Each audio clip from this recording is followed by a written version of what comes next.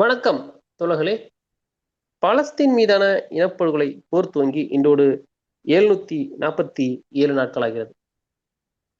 கடந்த 2 வாரங்களாக காசா போர் நிறுத்தம் அமலில் இருந்தாலும் ஆங்காங்கே இஸ்ரேல் தாக்குதல் நடத்துவது நின்றபாடில்லை.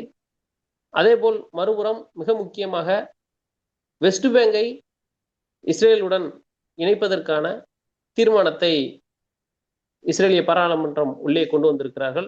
அதற்கு அமெரிக்க தரப்பில் இருந்தே எதிர்ப்பு வந்திருக்கிறது.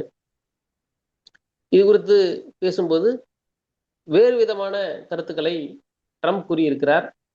அதற்கு நெத்தன்யாகு இது எங்கள் நாடு ஒரு சுதந்திர நாடு, நாங்கள் முடிவெடுத்துக் கொள்வோம் என்றும் கூறியிருக்கிறார். இது ஒரு பக்கம் இருந்தாலும் மறுபக்கம் போதுமான உணவுகள் ஏற்கனவே போர் நிறுத்த ஒப்பந்தத்தில் கூறப்பட்டுள்ளதை போல போதுமான உணவுகள் அடங்கிய வாகனங்கள் சரியான அளவில் வந்து சேரவில்லை என்றும் ஒரு குற்றச்சாட்டு எழுந்துள்ளன. மேலும் சிறு சிறு விடயங்களாக பல விடயங்கள் நாம் பேச வேண்டியிருக்கிறது. ஒவ்வொன்றாக பேசுவோம். நம்மோடு தோழர் செந்தில் அவர்கள் இணைந்திருக்கிறார். வணக்கம் செந்தில் தோழர். வணக்கம் தோழர். தோழர், இந்த 2-3 நாள்ல பாத்தீங்கன்னா ஜேடி வேன்ஸ் அப்புறம் ட்ரம்போட மருமகன் ஜேட் குஷ்னர் 2 பேரும் வந்திருந்தாங்க. வந்திருந்து பேசும்போது அங்க இருந்து சொல்லும்போது நிறைய விஷயங்கள் சொன்னாங்க. இதை பண்ணுவோம் அதை பண்ணுவோம், நாங்க பில்டிங்கை எந்த இடத்துல இஸ்ரேல் போர் படைகள் நிற்குதோ அங்க மட்டும் தான் கட்டுவோம் அப்படின்னு சொன்னதா இருக்கட்டும். அப்புறம் அதுக்கு எதிர்ப்பு வந்தது ஒரு பக்கம். அப்புறம் அதே நாளே அவர் இருக்கும்போதே அதே நாள்ல தான் அந்த தீர்மானம் கொண்டு வந்திருந்தாங்க. நாங்க வெஸ்ட் பேங்க்ல இஸ்ரேலுடைய சட்டம் அதனுடைய இதெல்லாத்தையும் நாங்க இம்ப்ளிமெண்ட் பண்ண போறோம் அப்படின்னு. இல்ல இது ஒரு அரசியல் நாடகம் அப்படின்னு சொல்லி ஜேடி வான்ஸ் சொல்லியிருந்தாப்புல. இதே போல வெவ்வேறு நிகழ்வுகள். மிக முக்கியமான ஒரு நிகழ்வா என்ன பார்க்கப்பட்டது அப்படின்னா, மிக கடுமையா நெத்தன்யாகு எதிர்க்கிறதா சொல்றாங்க. எதை அப்படின்னா, துருக்கி காசா உள்ள அந்த மறுசீரமைப்பு மற்றும் போதுமான உதவி பொருட்கள் உள்ள போகுதான்னு பாக்குற ஒரு படையை அமைக்கிறோம், அந்த படையில துருக்கி இருக்கும் அப்படின்னு சொல்லியிருந்தாங்க. இல்ல துருக்கி வரவே கூடாது அப்படின்னு ஸ்ட்ராங்கா நெத்தன்யாகு பேசியிருக்காரு. இப்படி ஒவ்வொரு விஷயமும் நிறைய இருக்கு. இப்போதைய சூழ்நிலை காசால எப்படி இருக்கு, அதை பத்தி இருந்து பேசலாம்னு நினைக்கிறேன். இப்போதைய சூழ்நிலை ஒரு வீரியமான இனப்படுகொலை இப்போ கம்மியாயிடுச்சு. ஸோ அந்த வகையில காசா மக்களுக்கு ஒரு ஆசுவாசம் கிடைச்சிருக்கு. அதுக்கப்புறம் இவங்களுடைய நாடகம் தொடர்ந்து நடக்குது. சமீப காலங்கள்ல பாத்தீங்கன்னா இந்த 2-3 நாட்கள்ல இஸ்ரேலுக்கு ட்ரம்ப் அழுத்தம் கொடுத்துக்கிட்டு இருக்கிறதா ஒரு ஒரு ஒரு செய்தி பரப்பப்படுது. அதே போல ஜேடி வேன்ஸ் வந்தப்போ ஜேடி வேன்ஸ் பேசினதும் அதே மாதிரியான ஒரு நிகழ்வா தான் இருந்தது. வெஸ்ட் பேங்க் அனெக்சேஷன் ஒரு காலமும் நாங்க ஏத்துக்க முடியாது அப்படின்னு சொல்லி பேசியிருந்தாரு. ஸோ இது இன்சல்ட்டிங்கான ஒரு விஷயம் அப்படிங்கிறத பேசியிருந்தாரு. அதனைத் தொடர்ந்து இப்போ துருக்கியினுடைய படைகள் உள்ளுக்கு வர்றது, துருக்கி எதுக்கு வருது அப்படிங்கிறது முக்கியமான விஷயம். துருக்கி எதுக்கு வர்றேன்னு சொல்லுதுன்னா, அமைதி காக்கும் படையில வர்றேன்னு சொல்லுது. இப்போ இந்திய அமைதி காக்கும் படை இலங்கைக்கு போய் என்ன பண்ணுச்சுன்னு நமக்கு தெரியும். அதே மாதிரியான ஒரு படைக்கு என்ன சொல்ல போனா இஸ்ரேலினுடைய படைகளால தாக்கு பிடிக்காத ஒரு இடத்த அதற்கு பதிலாக அரபு படைகள் போய் நாங்க சமாளிக்கிறோம் அப்படின்னு சொல்லிட்டு வராங்க. இஸ்ரேல் நடத்த வேண்டிய சண்டையை அரபு படைகள் நடத்தும் அல்லது முஸ்லீம் படைகள் நடத்தும் அப்படிங்கிற இடத்துலதான் இவனுங்க எல்லாரும் ஒன்று சேர்ந்து ஒரு அமைதி படைங்கிற ஒரு பேர்ல உள்ளுக்கு கொண்டு ஹமாஸை டிசாம் பண்ணும் அப்படிங்கிறது தான் இவங்களுடைய பிரதான நோக்கம். அதற்காக வரானுங்க. ஏன்னா இஸ்ரேல் கடந்த 2 ஆண்டுகள் நடத்தின போர்ல தாக்கு பிடிக்க முடியல, ஹமாஸை எதுவும் பண்ண முடியல, தோல்வியை தழுவிருக்கு. அந்த படைகள் இப்போ ஓய்வு தேவைப்படுது. அந்த படைகளுக்கு அந்த படைகள் தொடர்ந்து போரை நடத்தக்கூடிய சூழ்நிலையில இல்ல. அதுதான் அடிப்படையா இந்த போர் நிறுத்தத்துக்கான அடிப்படை காரணமா இருக்கு. அந்த அழுத்தத்தின் பேர்ல தான் இந்த போர் தற்காலிகமான ஒரு நிறுத்தத்துக்கு வந்திருக்கு. இதுக்கு மேல சமாளிக்க முடியாதுங்கிற இடத்துல. ஸோ இப்போ இந்த கேப்பை ஃபில் பண்றதுக்கு வேசல் ஸ்டேட், அமெரிக்கன் எம்பையரினுடைய வேசல் ஸ்டேட்ஸா இருக்கக்கூடிய துருக்கி, Egypt, Jordan, Saudi Arabia, United Arab Emirates, இப்படியான நாடுகள் ஒன்றிணைந்து நாங்க படை அனுப்புறோம், அப்படின்னு சொல்லிட்டு தான் இப்போ உள்ளுக்கு வராங்க. உங்களுடைய நோக்கம் வந்து அவங்க தெளிவா சொல்றது என்னன்னா, ட்ரம்ப் குறிப்பா தெளிவா சொல்றது என்னன்னா, ஹமாஸ வந்து டிஸார்ம் பண்ணணும் அப்படிங்கிறது தான். ஹமாஸ டிஸார்ம் பண்றதுக்கு இஸ்ரேலால முடியல. அப்போ அரபு, இஸ்லாமிய நாடுகளினுடைய ஒரு படைய வந்து உள்ளுக்கு அனுப்பி, அவங்க மூலமா டிஸார்ம் பண்ண வைக்கணுங்கிறது தான் இதனுடைய நோக்கம். ஸோ அதனால இது ஒண்ணும் நல்ல எண்ண அடிப்படையில, நல்லதுக்காக வந்து இந்த படைகள் வந்து உள்ளுக்கு வர்றேங்கல. இப்ப பாலஸ்தீனியர்கள பொறுத்தளவுல எந்த படை உள்ளுக்கு வந்துச்சுனாலும் அது வந்து ஆக்குபையிங் ஃபோர்ஸ் தான். ஏன்னா அவங்க எந்த படையையும் வந்து உள்ளுக்கு அனுமதிக்கிறதுக்கு தயாரா இல்ல. அது இஸ்லாமிய படைகளா இருந்தாலும் சரி, இல்ல அரபு படைகளா இருந்தாலும் சரி, எந்த படைகளும் அந்நியர்கள் வந்து உள்ளுக்கு வந்து ஆக்குபை பண்றத வந்து அவங்க அனுமதிக்கிறதுக்கு தயாரா இல்ல. அதனால சண்டை நடத்துறதுக்கு தயாரா இருக்கிறாங்க. ஒரு காலமும் அவங்கள டிஸார்ம் பண்ண முடியாது. அதுக்கு அவங்க தயாராகவும் இல்ல. ஸோ அப்படியான ஒரு அ இந்த சைனிஸ்ட் என்டிட்டிய பாதுகாக்கும் ஒரு முயற்சியா தான் வந்து இந்த வேசல் படைகள் வந்து நாங்க உள்ளுக்கு போறோம் அப்படின்னு சொல்லிட்டு இருக்கிறாங்க. இப்ப அதுலயும் வந்து அவங்கக்குள்ள முரண்பாடு இருக்கு. இப்ப அமெரிக்காவை பொறுத்தளவுல வந்து துருக்கி வந்து தன்னுடைய அணியின் ஒரு முக்கிய உறுப்பு நாடா அமெரிக்கா பாக்குது. ஏன்னா சிரியாவினுடைய வீழ்ச்சிக்கு துருக்கி முக்கிய காரணம் வகிச்சதுங்கிறத ட்ரம்ப் வந்து பெருமைப்படுத்தி பேசினாரு. எர்டோகானுக்கு வந்து நன்றி தெரிவிச்சாரு. எர்டோகான வந்து தலையில தூக்கி வச்சு கொண்டாடினாரு. அதுவுமே வந்து இஸ்ரேலுக்கு பிடிக்கல. இஸ்ரேலுக்கு இருக்கிற மிக முக்கியமான சிக்கல் என்னன்னா, இந்த பகுதியில தன்னை தவிர அமெரிக்காவுக்கு நெருக்கமானவர்கள் யாருமே இருக்கக்கூடாதுன்னு நினைக்குது. ஏன்னா, தன் மூலம் தான் அமெரிக்காவினுடைய ஃபாரின் பாலிசி அந்த பகுதியில செலுத்தணும் அப்படிங்கிறது தான் அவங்களுடைய நிலைப்பாடு. இப்போ துருக்கி போன்ற ஒரு வலுவான நாடு, துருக்கி, கத்தார் போன்ற நாடுகள். கத்தார்கிட்ட பணம் இருக்கு. துருக்கி கிட்ட படைபலம் இருக்கு. துருக்கியினுடைய ஜியோபொலிட்டிக்கல் பவர் வந்து அதிகம். ஸோ இப்படியான நாடு வந்து இந்த பகுதியில உள்ளுக்கு வந்துச்சுன்னா, அமெரிக்காவுக்கு வந்து விசுவாசமா அமெரிக்காவினுடைய பணிகள் அந்த பகுதியில செய்ய ஆரம்பிச்சதுன்னா, இஸ்ரேலுக்கு இருக்கிற மரியாதை அமெரிக்கா மத்தியில போயிடும் அப்படிங்கிறது தான் அவங்களுடைய பிரச்சனை. அது வந்து அவங்களுடைய ஸ்ட்ராட்டஜிக் இன்ட்ரெஸ்ட்ல பிரச்சனை வருது அப்படின்னு நினைக்கிறாங்க. ஸோ அதற்காக அவங்க வந்து அதை எதிர்க்கிறாங்க. துருக்கி போன்ற நாடுகள உள்ளுக்கு அனுமதிக்க கூடாது அப்படின்ட்டு. ஆனா நேரடியா அமெரிக்கா கிட்ட சொல்ல முடியாது. நேரடியா அமெரிக்கா கிட்ட சொன்னாக்க, அமெரிக்கா அப்ப என்னுடைய ஜியோபொலிட்டிக்கல் நலனுக்கு விரோதமா நீ செயல்பட போறியா? அப்படின்னு சொல்லி ஒரு கேள்வி எழுப்புவாய்ங்க. அவங்க குடுக்குற உதவிகள வந்து குறைக்கிறதுக்கான வாய்ப்பு இருக்கு. மிரட்டுறதுக்கான வாய்ப்பு இருக்கு. ஏன்னா முழுக்க முழுக்க இஸ்ரேல் நம்பி இருக்கிறது அமெரிக்காவ. அமெரிக்காவினுடைய ஒரு ஒரு ஒரு துடுப்பா மட்டும்தான் வந்து இஸ்ரேல் வந்து இயங்கிட்டு இருக்கு. ஸோ இப்ப இஸ்ரேல் வந்து தன்னுடைய ஹோல்ட் அமெரிக்காவுல முழுசா வச்சுக்கணும்னா, இந்த பகுதியில அமெரிக்காவுக்கு நம்பிக்கைக்குரிய பார்ட்னர்ஸ் வந்து கிடைக்கக்கூடாது. அமெரிக்காவுக்காக படை ரீதியா ஒரு நாடு வந்து இயங்கும் அப்படின்னா, அமெரிக்கா வந்து அந்த நாட்ட சார்ந்து போக ஆரம்பிச்சதுன்னா, தனக்கு இருக்கிற மரியாதை போயிடுங்கிறது தான் இஸ்ரேலுக்கு இருக்கிற ஸ்ட்ராட்டஜிக் பிரச்சனை. ஸோ அத தடுக்கணும்னு நினைக்குது. அந்த பிளேஸ தங்களுடைய கையில எடுத்துக்கணும். இஸ்ரேலினுடைய பிளேஸ தங்களுடைய கையில எடுத்துக்கணும்னு சொல்லிட்டு தான் இப்படி ஒரு கூட்டணியா உருவாகி, குறிப்பா வந்து எர்டோகான், அல்-சிசி, கத்தார் போன்ற நாடுகள் வந்து அமெரிக்கா வந்து இம்ப்ரெஸ் பண்றதுக்காக நாங்களே வலுக்கட்டாயமா நாங்க வர்றோம். உனக்கு தேவையான விஷயங்கள் எல்லாத்தையுமே நாங்க பண்றோம். நீ இஸ்ரேல வந்து முழுசா நம்பி இருக்க வேணாம். அப்படின்னு சொல்லிட்டு ஒரு அழுத்தத்த குடுக்குறாங்க. அதுக்காக தான் இந்த சீஸ்ஃபயர் அக்ரீமெண்ட்ட கையெழுத்து போடுறப்ப ட்ரம்ப் வந்தப்போ எல்லாரும் வந்தது. எல்லாருமே வந்து மண்டியிட்டு ஒரு எம்பரர் வர்றவனா வரவேற்கிறது. எம்பரருக்காக நாங்க வந்து வைஸ்ராய் வேலை பார்க்குறோம் அப்படின்னு சொல்றதுக்கு தான் வந்து இவ்வளவு விஷயங்களும் நடக்குது. ஸோ இந்த மீன் டைம் இப்ப அமெரிக்கன் அ துணை அதிபர் ஜேடி வான்ஸ் பேசின விஷயங்கள், இது எல்லாமே வந்து ஒரு நாடகம் தான். ஏன்னா, இஸ்ரேல் வந்து அமெரிக்கா சொல்லாம எதுவுமே பண்ண முடியாது. இப்ப இஸ்ரேல் வந்து தான் இஷ்டத்துக்கு பண்ணுது.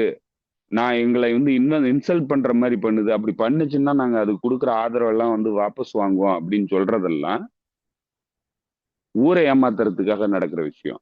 ஏன்னா ஒரு காலமும் இஸ்ரேல் வந்து அமெரிக்கா சொல்லாம எதையுமே பண்ண முடியாது. பண்ணக்கூடாதுன்னு இல்ல, பண்ண முடியாது. அப்ப எப்ப வந்து இஸ்ரேல் வந்து தன்னிச்சையா செயல்பட முடியும்னா, தன்னுடைய ஸ்ட்ராட்டஜிக் நலன் சார்ந்து அமெரிக்கா வந்து கன்வின்ஸ் பண்றதுக்கு வேற யாரும் போட்டியாளர்கள் வரக்கூடாது அப்படிங்கிற இடத்துல மட்டும்தான் இஸ்ரேலால தன்னுடைய இன்ஃப்ளூயன்ஸை வந்து செலுத்த முடியும். அதுக்கு பல லெவரேஜ் வச்சிருக்குது. இஸ்ரேல் வந்து எப்படி அமெரிக்காவை ஹேண்டில் பண்ணுங்கிறதுக்கு பல லெவரேஜ் வச்சிருக்குது. அதுல குறிப்பா இருக்கிறது சைனிஸ்ட் லாபி குரூப். இன்னும் இன்னும் வலுவான ஒரு ஒரு ஒரு துருப்பு சீட்டுன்னா அமெரிக்காவில் இருக்கக்கூடிய ஜூவிஷ் பில்லியனியர்ஸ், டெக் பில்லியனியர்ஸ். இப்போ அவங்க எல்லாம் தான் வந்து அவங்களுக்கு இருக்கிற துருப்பு சீட்டு. இப்போ அதன் மூலமா தான் அமெரிக்காவுக்கு அழுத்தத்தை கொடுத்து அமெரிக்கா வந்து தன்னுடைய நலன் சார்ந்து சேர்ந்து இயங்கணும் அப்படிங்கிறதுல அழுத்தம் கொடுக்குது, லாபி பண்ணுது. இப்போ இஸ்ரேலினுடைய நலனும் அமெரிக்காவினுடைய நலனும் இருவேறு பாதையில போயிடக்கூடாதுங்கிறதுல இஸ்ரேல் ரொம்ப தெளிவா இருக்குது. அமெரிக்காவுக்கு இந்த பகுதியில என்ன பிரச்சனை இருக்குது அப்படின்னா, இஸ்ரேலை கைவிட்டுட்டா அமெரிக்காவுக்கு இந்த பகுதியில ஒட்டுமொத்தமா தன்னுடைய இன்ஃப்ளூயன்ஸ் வந்து போயிடுங்கிற அச்சம் இருக்கு. ஸோ இப்ப 2 பேரும் ஒண்ணுக்கு ஒண்ணு ஒன்றோடு ஒன்று பிணைச்சு வச்சிருக்கிறாங்க. இஸ்ரேல் போயிடுச்சுன்னா அமெரிக்கா இந்த பகுதியில இருக்க முடியாது. அமெரிக்கா போயிடுச்சுன்னா இஸ்ரேல்னால தொடர்ந்து இந்த பகுதியில ஆதிக்கம் செலுத்த முடியாது. ஸோ இப்படி 2 பேரும் ஒருத்தர் இன்னொருத்தர் நம்பி நிக்க வேண்டிய கட்டாயத்துல இருக்கிறாங்க.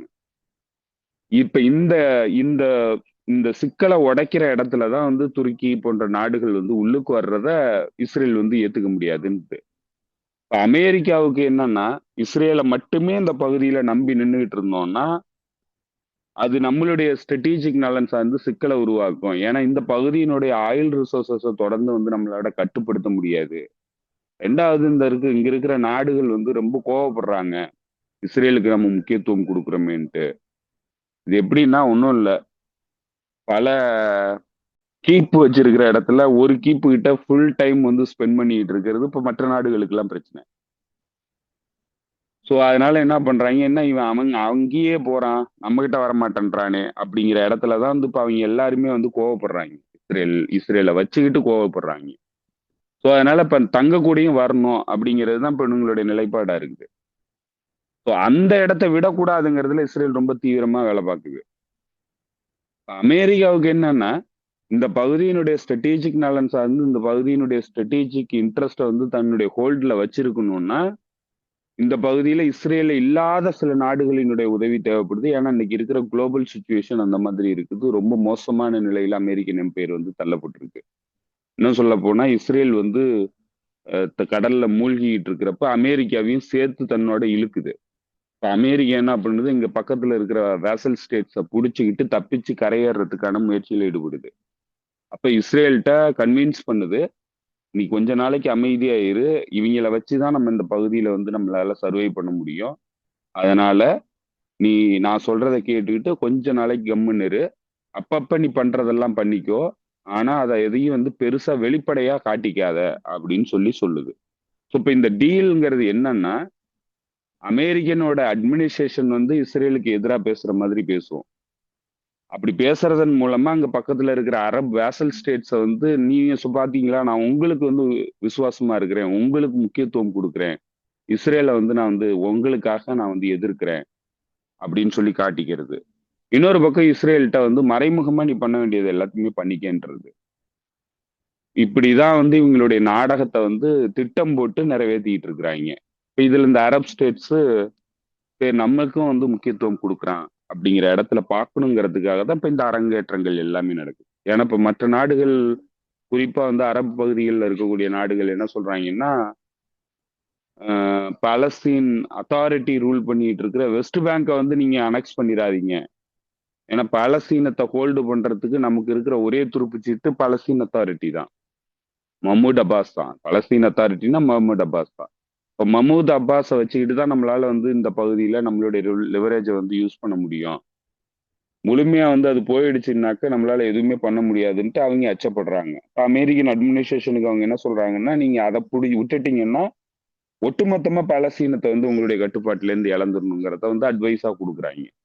அது அமெரிக்காவை பொறுத்தளவுல 2 பக்கத்தையும் வந்து கன்வின்ஸ் பண்ணணும். அரபு நாடுகளையும் தன்னுடைய அணியிலிருந்து வெளியேறாம பாதுகாத்துக்கணும். அதே நேரத்துல இஸ்ரேலுக்கு தேவையான விஷயங்களையும் பண்ணிக்கணும். பாலஸ்தீனியர்களை அழிக்கணும். ஆக்சிஸ் ஆஃப் ரெசிஸ்டன்ஸுக்கு எதிராக வந்து ஒட்டுமொத்தமா வந்து திட்டம் தீட்டி எல்லா நாடுகளையும் ஒன்றிணைத்து இஸ்லாமிய நாடுகளை வந்து சன்னி ஷியா பிரிவினைக்கு கொண்டு வந்து ஆக்சிஸ் ஆஃப் ரெசிஸ்டன்ஸுக்கு எதிராக நிறுத்தணும். ஸோ இப்போ இதுதான் வந்து ஒட்டுமொத்த திட்டம். இப்போ நடந்துட்டு இருக்கிற திட்டமே இதுதான். இப்போ இந்த திட்டத்துல தான் பாகிஸ்தானுக்கும் சவுதி அரேபியாவுக்கும் ஒப்பந்தம் உருவானுச்சு. இந்த திட்டத்தின் அடிப்படையில தான் பாகிஸ்தானுக்கும் ஆப்கானிஸ்தானுக்கும் சண்டை வருது. இங்க நடக்கிற எல்லா விஷயங்களும் இந்த திட்டத்தின் அடிப்படையில தான் நடக்குது. ஸோ இப்போ இந்த இடத்த வந்து அமெரிக்கன் எம்பையர் தன்னுடைய ஆதிக்கத்தை இந்த பகுதியில தொடர்ந்து கைப்பற்றணுங்கிறதுக்காக முஸ்லிம் நாடுகளுக்கு வந்து சாதகமா பேசுற மாதிரி பேசுறதும், இஸ்ரேல் வந்து அதுக்கு எதிராக இருக்கிற மாதிரி வந்து காட்டிக்கிறதும், அதை வெளிப்படையா வந்து பொதுவெளிகள்ல வந்து பேசுறதும், இஸ்ரேலுக்கு எதிராக பேசுற மாதிரி பேசுறதும், இது எல்லாமே திட்டமிடப்பட்ட நாடகம். இவங்களுக்குள்ள எந்த பிளவும் கிடையாது.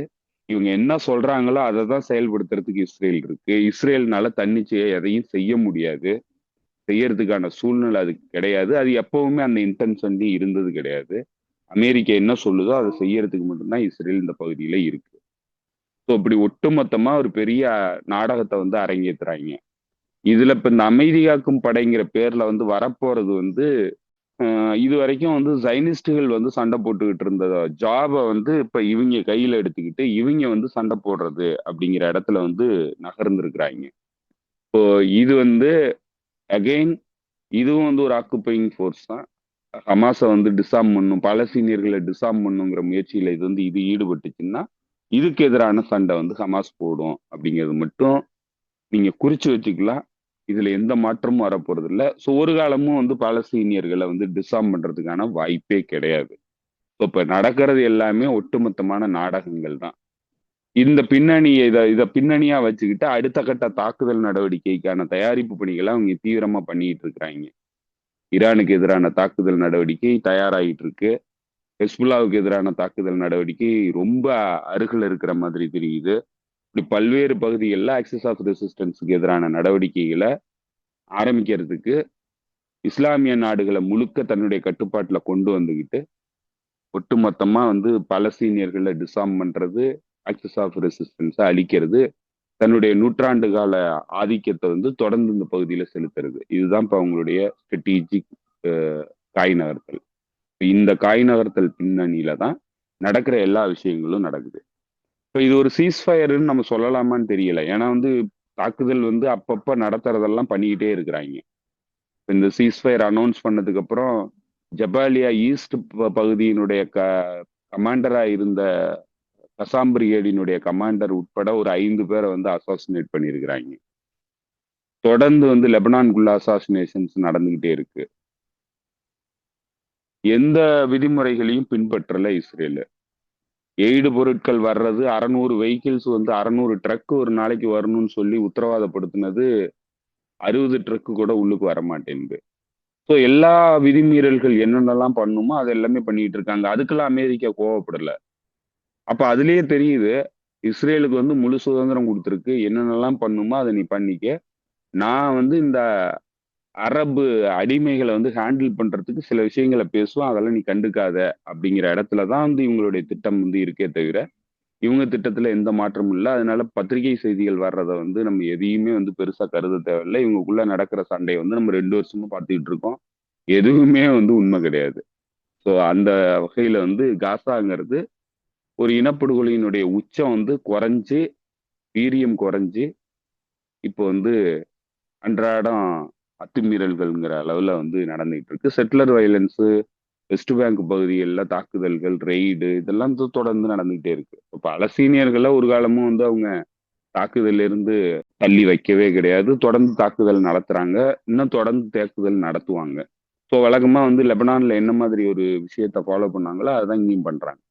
அதை தடுக்கிறதுக்கான முயற்சியில ஹமாஸ் டெலிகேஷன் வந்து ஈடுபட்டுக்கிட்டு இருக்கு. கெய்ரோல போய் அவங்க இப்போ பேச்சுவார்த்தையில ஈடுபட்டுக்கிட்டு இருக்கிறாங்க மீடியேட்டர்ஸ் கூட. இப்போ மீடியேட்டர்ஸ் என்ன பண்ண போறாங்க? ஏன்னா இவ்வளவு நாள் மீடியேட்டர்ஸ் எல்லா மீடியேட்டர்ஸும் எதுவுமே பண்ணது கிடையாது. இனிமே மட்டும் என்ன பண்ண போறாங்கன்னு தெரியல. மீடியேட்டர்ஸினுடைய தலைநகரத்துல தான் வந்து ஹமாஸ் டெலிகேஷன் மீது தாக்குதல் நடத்துனுச்சு இஸ்ரேல். அதுக்குமே வந்து அந்த கட்டார் நாடு எதுவுமே பண்ணல. ஸோ அதனால எதைக்குமே எதுவுமே பண்ண மாட்டாங்க. அவங்க சும்மா அமெரிக்காவினுடைய முகமா, அரபு முகமா அங்க நின்றுட்டு இருக்காங்களே தவிர அவங்க எதுவும் பண்ண போறது இல்ல. ஸோ எல்லாமே தெரியுது. இவங்க எந்த இதையும் வந்து சரியா பண்ண போறவங்க இல்லைங்கிறது தெரியுது. இப்போதைக்கு ஆசுவாசப்படுறாங்க மக்கள், அவ்வளவுதான். அது ஒன்று மட்டும்தான் வந்து இந்த பகுதியில் இப்ப நன்மை நடந்திருக்கு. அதை தவிர்த்து மற்றபடி வந்து அவங்களுடைய ஸ்ட்ராட்டஜிக் பிளான்ல வந்து எந்த மாற்றமும் இல்லை. இப்போ இது கூடுதலா வந்து அரபு முஸ்லீம் பேசல்ஸ் வந்து இவங்க கூட சேர்ந்து ஒன்று சேர்ந்து வெளிப்படையா பாலஸ்தீனியர்களுக்கு எதிரான நடவடிக்கையில இறங்க போறாங்கிறத தெளிவுபடுத்தி சொல்றாங்க. நீங்க சொன்ன பிறகுதான் இன்னொன்னு ரியலைஸ் பண்றேன். அது என்னன்னா, இந்த இதன் மீதான ஆக்சஸ் ஆஃப் ரெசிஸ்டன்ஸ் மீதான தாக்குதலுக்கு அவங்க ப்ரிப்பேர் பண்றது. ஏன்னா இந்த 2-3 நாள்ல வந்து லெபனான்ல மிக கடுமையான தாக்குதல் வந்து பிளான் பண்ணிட்டு இருக்குது இஸ்ரேல் அப்படின்னு சொல்றாங்க. அதுக்கு அவங்க சொல்ற காரணம் வந்து உள்ளுக்குள்ளேருந்தே வழக்கம் போல ஒரு இதை கிளப்பி விடுறது.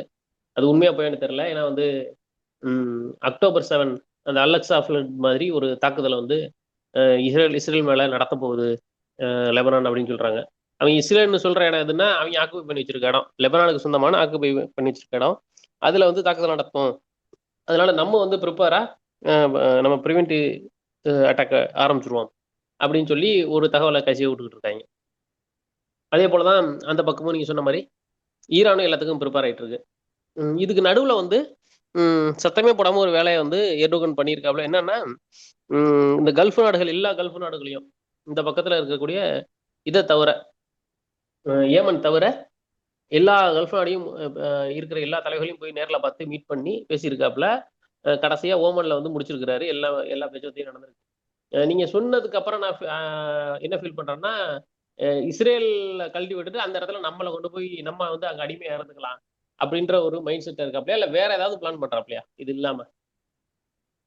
அவருக்கு தேவை என்னன்னா ஜியோ பொலிட்டிக்கல் இம்பார்ட்டன்ஸ் வந்து துருக்கிக்கு வேணும்னு நினைக்கிறாரு. ஏன்னா துருக்கி வந்து மையப்பகுதியா இருக்கு, ஐரோப்பிய கண்டத்தையும் ஆசிய கண்டத்தையும் கனெக்ட் பண்ற மையப்பகுதியா இருக்கு, ட்ரேட் ரூட்ல முக்கியமான பகுதி துருக்கி. அப்ப துருக்கிக்கு இருக்கிற அந்த லெவரேஜை வந்து முழுமையா பயன்படுத்தி தன்னுடைய இன்ஃப்ளூயன்ஸை வந்து இன்க்ரீஸ் பண்ணணும் அப்படின்னு சொல்லி நினைக்கிறாரு. ஸோ அதாவது நியூ ஓட்டமான் எம்பையரா அதை வந்து மாற்றணுங்கிறது தான் அவருடைய அல்டிமேட் எய்மா இருக்குது. ஸோ அதற்காக அவர் வந்து இந்த பகுதிகளில் பயணத்தை மேற்கொள்றாரு. எல்லா நாடுகள் கூடயும் உறவு வந்து உருவாக்குறதுக்கு முயற்சி பண்றாரு. ஆனா அவர்கிட்ட இருக்கிற மிகப்பெரிய பிரச்சனை என்னன்னா, யாருக்குமே நம்பிக்கையா இருந்தது கிடையாது இது வரைக்கும்.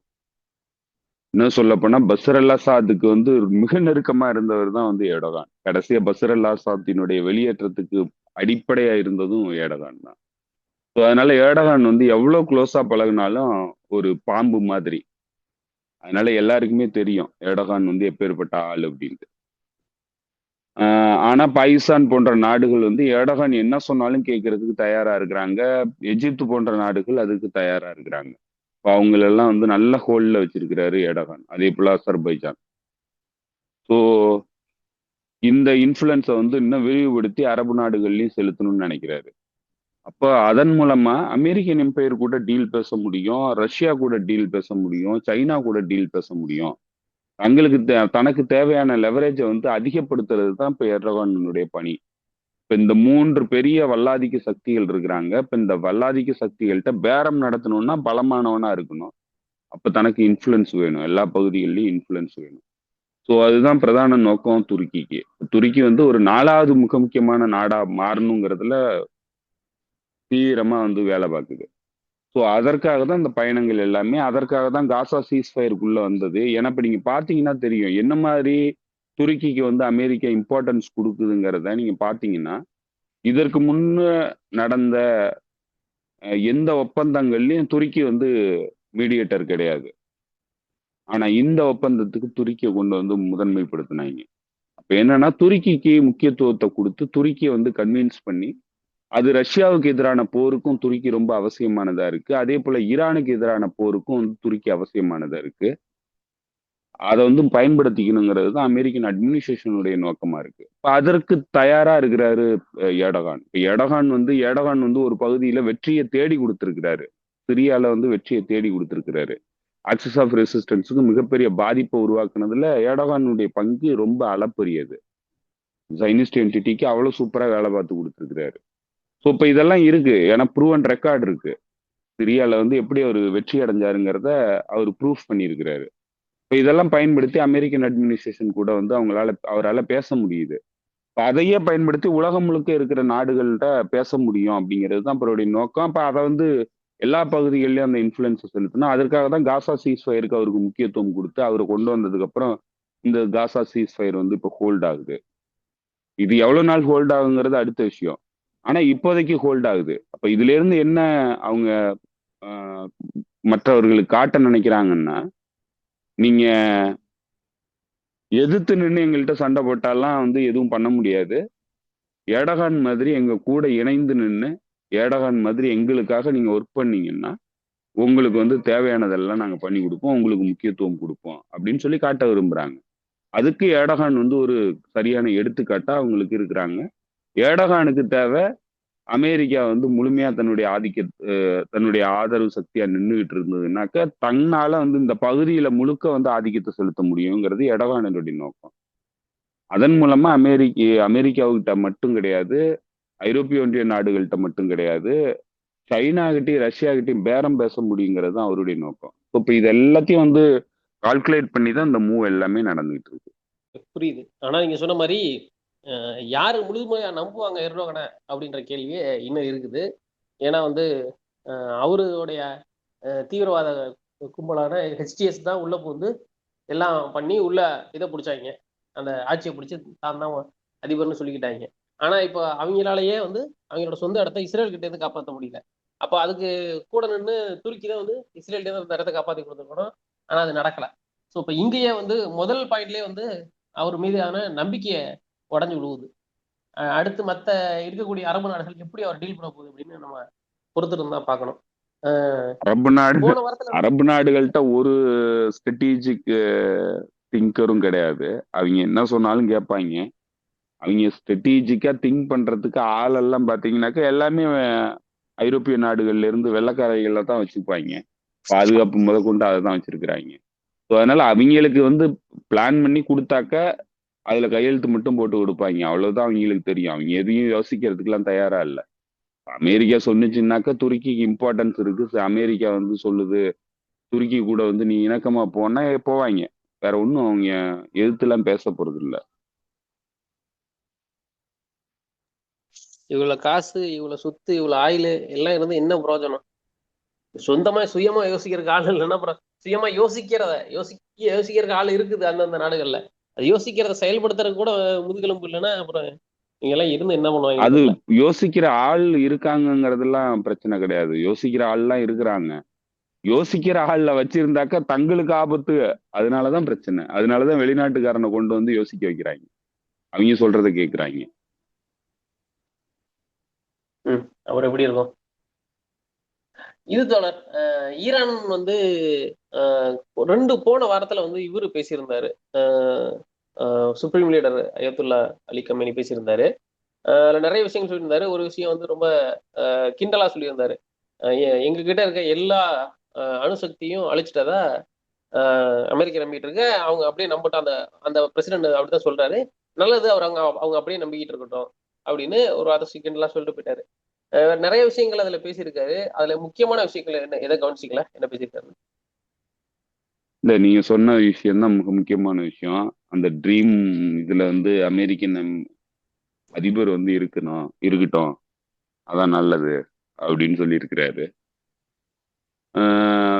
நடவடிக்கைகள் வந்து அவங்க ரொம்ப கிளியரா வந்து இப்ப சமீப காலங்கள்ல குறிப்பா வந்து கடந்த ஒரு வாரமா அவங்களுடைய மிலிட்ரி பர்சனல்ஸ், ஐஆர்ஜிசி கமாண்டர்ஸ் இவங்கெல்லாம் பேசுற விஷயங்கள் தான் ரொம்ப முக்கியமானது. அவங்கெல்லாம் இப்ப ஏன் திடீர்னு பேச ஆரம்பிக்கிறாங்கிறதே உங்களுக்கு புரியும். அடுத்த போருக்கான தயாரிப்பு நடவடிக்கைகள் போயிட்டு இருக்குன்ட்டு. ஸோ அதுல வந்து போன போர்ல வந்து என்னென்ன நடந்தது, அதெல்லாம் எப்படி வந்து நாங்க எதிர்கொண்டோங்கிறத பத்திலாம் வந்து தெளிவாலாம் நிறைய பேர் பேசியிருக்கிறாங்க. ஸோ அதுல முக்கியமான விஷயம் என்னன்னாக்க அவங்களுடைய ஏர்ஃபோர்ஸ் வந்து எப்படி தாக்குதல்களை முறியடிச்சுது அப்படிங்கிறதெல்லாம் வந்து அவங்க எக்ஸ்பிளைன் பண்ணியிருக்கிறாங்க.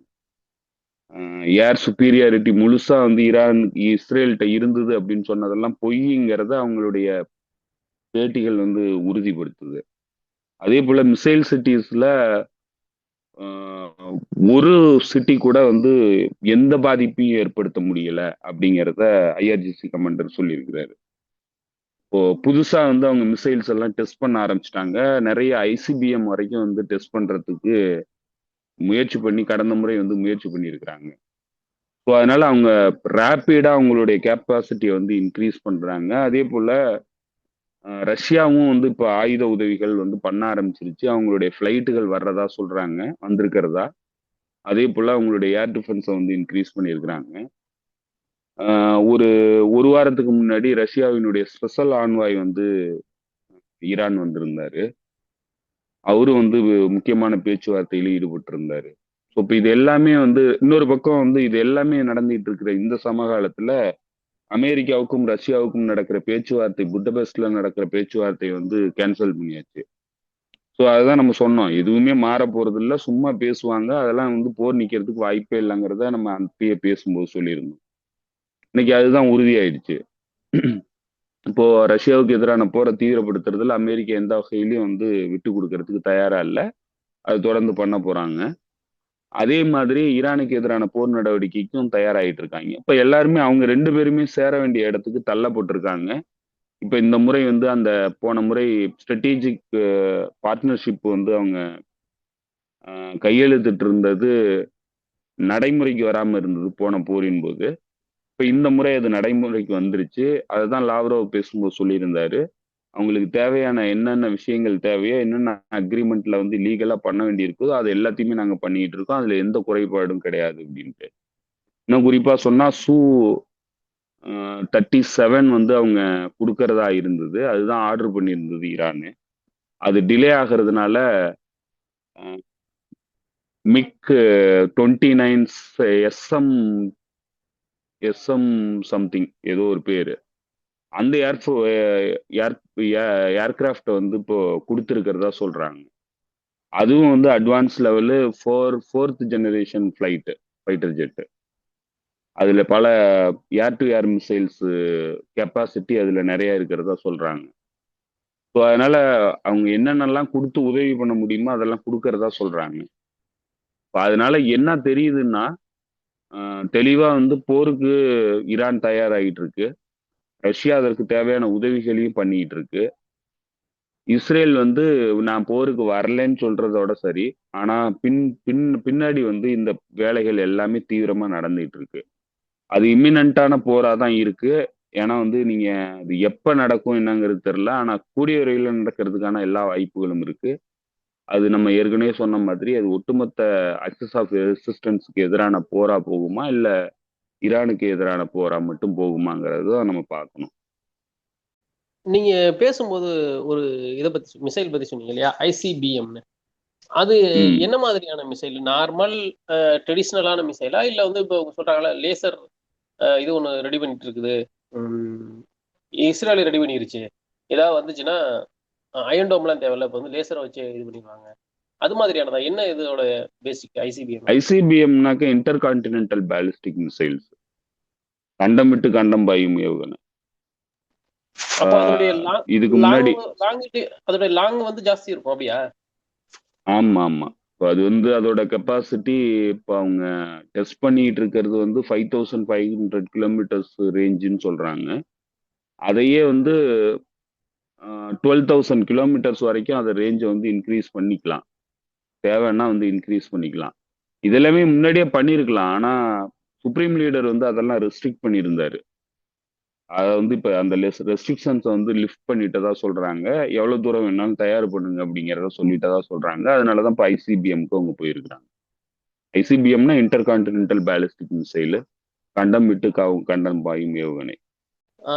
இன்னும் வந்து இந்த பேச்சுவார்த்தை, அந்த நீங்க போன வரை சொல்லியிருந்த மாதிரி என்பிடி இதுக்கான காலம் முடிஞ்சிருச்சு. முடிஞ்ச பிறகு அந்த ஐஇஏ உடைய சீஃப் வந்து பேசும்போது என்ன சொல்றாருன்னா, இல்ல ஈரான் ஜேசிபிஓஏ முடிஞ்சிருச்சு.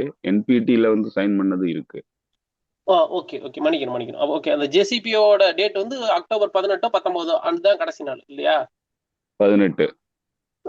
அது முடிஞ்ச பிறகு 2 நாள் கழிச்சு பேசும்போது அந்த ஐஏஏயோட சீஃப் அந்த நபர் சொல்லும்போது, அந்த ஆளு தான் வந்து அந்த 12 நாள் வாருக்கு முக்கியமான காரணம் அவர்தான் அப்படின்னு சொல்லி நேரடியாக அவங்களே குற்றச்சாட்டு வச்சிருந்தாங்க. பாராளுமன்றத்திலேயே ஈரான் பாராளுமன்றத்திலேயே எம்பிக்கள் குற்றச்சாட்டு வச்சிருந்தாங்க. அவர் வந்து நம்மளை காட்டி கொடுத்துட்டாரு அப்படின்னு சொல்லி. அவர் பேசும்போது என்ன சொல்றாரு, அவங்க நினைச்சாங்கன்னா என்பிடில இருந்து எப்ப வேணாலும் போயிடலாம், ஆனாலும் போகாம இருக்காங்க, அது நல்ல விஷயம் தான், நம்ம இதை பத்தி கொஞ்சம் இதா எடுக்கணும், அக்கறை எடுத்து பேசணும் அப்படின்னு சொல்லிட்டு இன்னொரு வார்த்தை என்ன சொல்றாருன்னா, இவங்க ஒருவேளை வந்து முரண்டு பிடிச்சாங்க, இது இந்த ஒப்பந்தத்துக்கு வராம போய் அப்படின்னாங்கன்னா மீண்டும் வந்து அவங்க மீதான அக்ரஷன் தாக்குதல் நடக்கிறதுக்கான வாய்ப்பு அதிகம் இருக்கு அப்படின்னு சொல்றாப்புல. இந்த ஆள் வந்து ஒரு நிறுவனத்தை ரன் பண்ணக்கூடிய ஒரு பொது சமூகத்துக்கு, பொது உலகத்துக்கான நிறுவனத்தை ரன் பண்ணக்கூடிய ஒரு நபராகவே பேசுற மாதிரியே தெரியல. நீ இதை பண்ணலைன்னா நான் வந்து ஆளை விட்டு அடிக்க விடுவேன் அப்படின்னு சொல்ற மாதிரி ஒரு ரோகான இதை தான் பேசிக்கிட்டு இருக்கிறாங்க. இது வந்து நீங்க சொன்ன மாதிரி அந்த ஆளு கிராசி வந்து அடுத்து யுனைடெட் நேஷன்ஸினுடைய ஜெனரல் செக்ரட்டரி போஸ்ட்டுக்கு வந்து போட்டி போடுறாரு. அமெரிக்கா என்ன சொன்னாலும், மேற்கத்திய நாடுகள் என்ன சொன்னாலும் கேட்டா மட்டும்தான் அந்த போஸ்ட் அவருக்கு கிடைக்கும். ஸோ அதற்கு வந்து அந்த ஆளு என்ன வேணாலும் பேசுவான். இப்போ போருக்கு வந்து தேவையானது என்னென்னவோ அதெல்லாத்தையும் பண்ணி கொடுக்கறதுக்கு தயாரா இருக்கும். அவனுக்கு தேவை வந்து யுனைடெட் நேஷன்ஸினுடைய ஜெனரல் செக்ரட்டரி போஸ்ட். ஸோ அதுக்கு ஐ திங்க் வந்து அடுத்த வருஷம் அடுத்த தடவை வந்து அந்த ஆளு கொடுத்துருவானுங்கன்னு தான் நினைக்கிறேன். அதுக்காக தான் பேசிட்டு இருக்கான் எல்லாமே. அது எப்படி எல்லாரும் அந்த ஆள் பண்ணோட ஸ்கேமு, அந்த ஆள் பண்ண இது இப்படி அதிகார துஷ்பிரயோகம், அதான் உண்மை. அது சரியான வார்த்தை சொல்ல போனா. அத சர்வதேச நாடுகளுக்கு இடையிலான கரப்ஷன். இது வந்து ஸ்கேண்டல். ஆக்சுவலா என்னன்னா இது வந்து கரப்ஷன். பிரைப் பண்ணாக்க நீ என்ன வேணாலும் பண்ணுவேங்கிறத தான் வந்து அந்த ஆள் பண்ணியிருக்கிறான். ஒரு நடுநிலைமையான ஒரு அமைப்பை வந்து அதனுடைய கிரெடிபிலிட்டி, சர்வதேச அமைப்பினுடைய கிரெடிபிலிட்டி காலி பண்ணிட்டு தன்னுடைய பாக்கெட்டை நிரப்பிக்கிறதுக்காக தான் இவ்வளவு வேலையும் பண்ணிட்டு இருக்கான். ஒரு ஊழல்வாதி. அப்படியான ஒரு நபரை வந்து நீங்க ஒரு முக்கியமான இடத்துக்கு கொண்டு வர்றீங்க அப்படின்னா எப்படி உலகம் உங்களை, நம்ம ஏற்கனவே ஐநா மேல யாருக்கும் நம்பிக்கை குறைஞ்சு போச்சு. இவரு பேசும்போது, ஆண்டனியோ குட்டரஸ் பேசும்போது ஒவ்வொருத்தரையும் சொல்றாரு, மக்கள் வந்து நம்மளை மதிக்கவே மாட்டேங்கிறாங்க, சுத்தமா நம்பிக்கை இல்லை, ஏதாவது பண்ணுங்க, இந்த போரை நிப்பாட்டுறதுல அட்லீஸ்ட் கொஞ்சமாவது வந்து நம்ம மேல நம்பிக்கை வர்ற மக்களுக்குன்னு அவரு ஒவ்வொருத்தரையும் சொல்லிட்டு தான் இருக்கிறாரு. அவரால் ஒன்றும் பண்ண முடியலன்னு பளிச்சுன்னு தெரிஞ்சிருச்சு. அவரை விட மோசமா ஒரு ஆளை கொண்டு வர்றாங்க அப்படின்றது எப்படி இந்த மக்களுக்கு நம்பிக்கை வரும்? இது நீங்க ஒவ்வொருவரையும் சொல்ற மாதிரி அடுத்து இது வேற மாதிரியான ஒரு புரட்சியை நோக்கி கொண்டு போயிடாதா இந்த வெறுப்புணர்வு? உலகம் முழுக்க எல்லா நாடுகள்லயும், குறிப்பா சொன்னா மேற்கத்திய நாடுகள் முழுக்க புரட்சி வெடிக்கிறதுக்கான எல்லா வாய்ப்புகளும் இருக்கு. ஸோ உலகமே வந்து இப்ப இன்னைக்கு நீங்க பொருளாதார ரீதியா பாருங்க, இந்த ஏஐ தொழில்நுட்பம் வந்து கிட்டத்தட்ட வந்து பெரும்பாலும் வந்து வேலை இழப்பு, புது வேலை வாய்ப்புகள் எங்கேயுமே உருவாகல. உலகத்தினுடைய பொருளாதாரம் படுபாதாளத்துல போயிடுச்சு.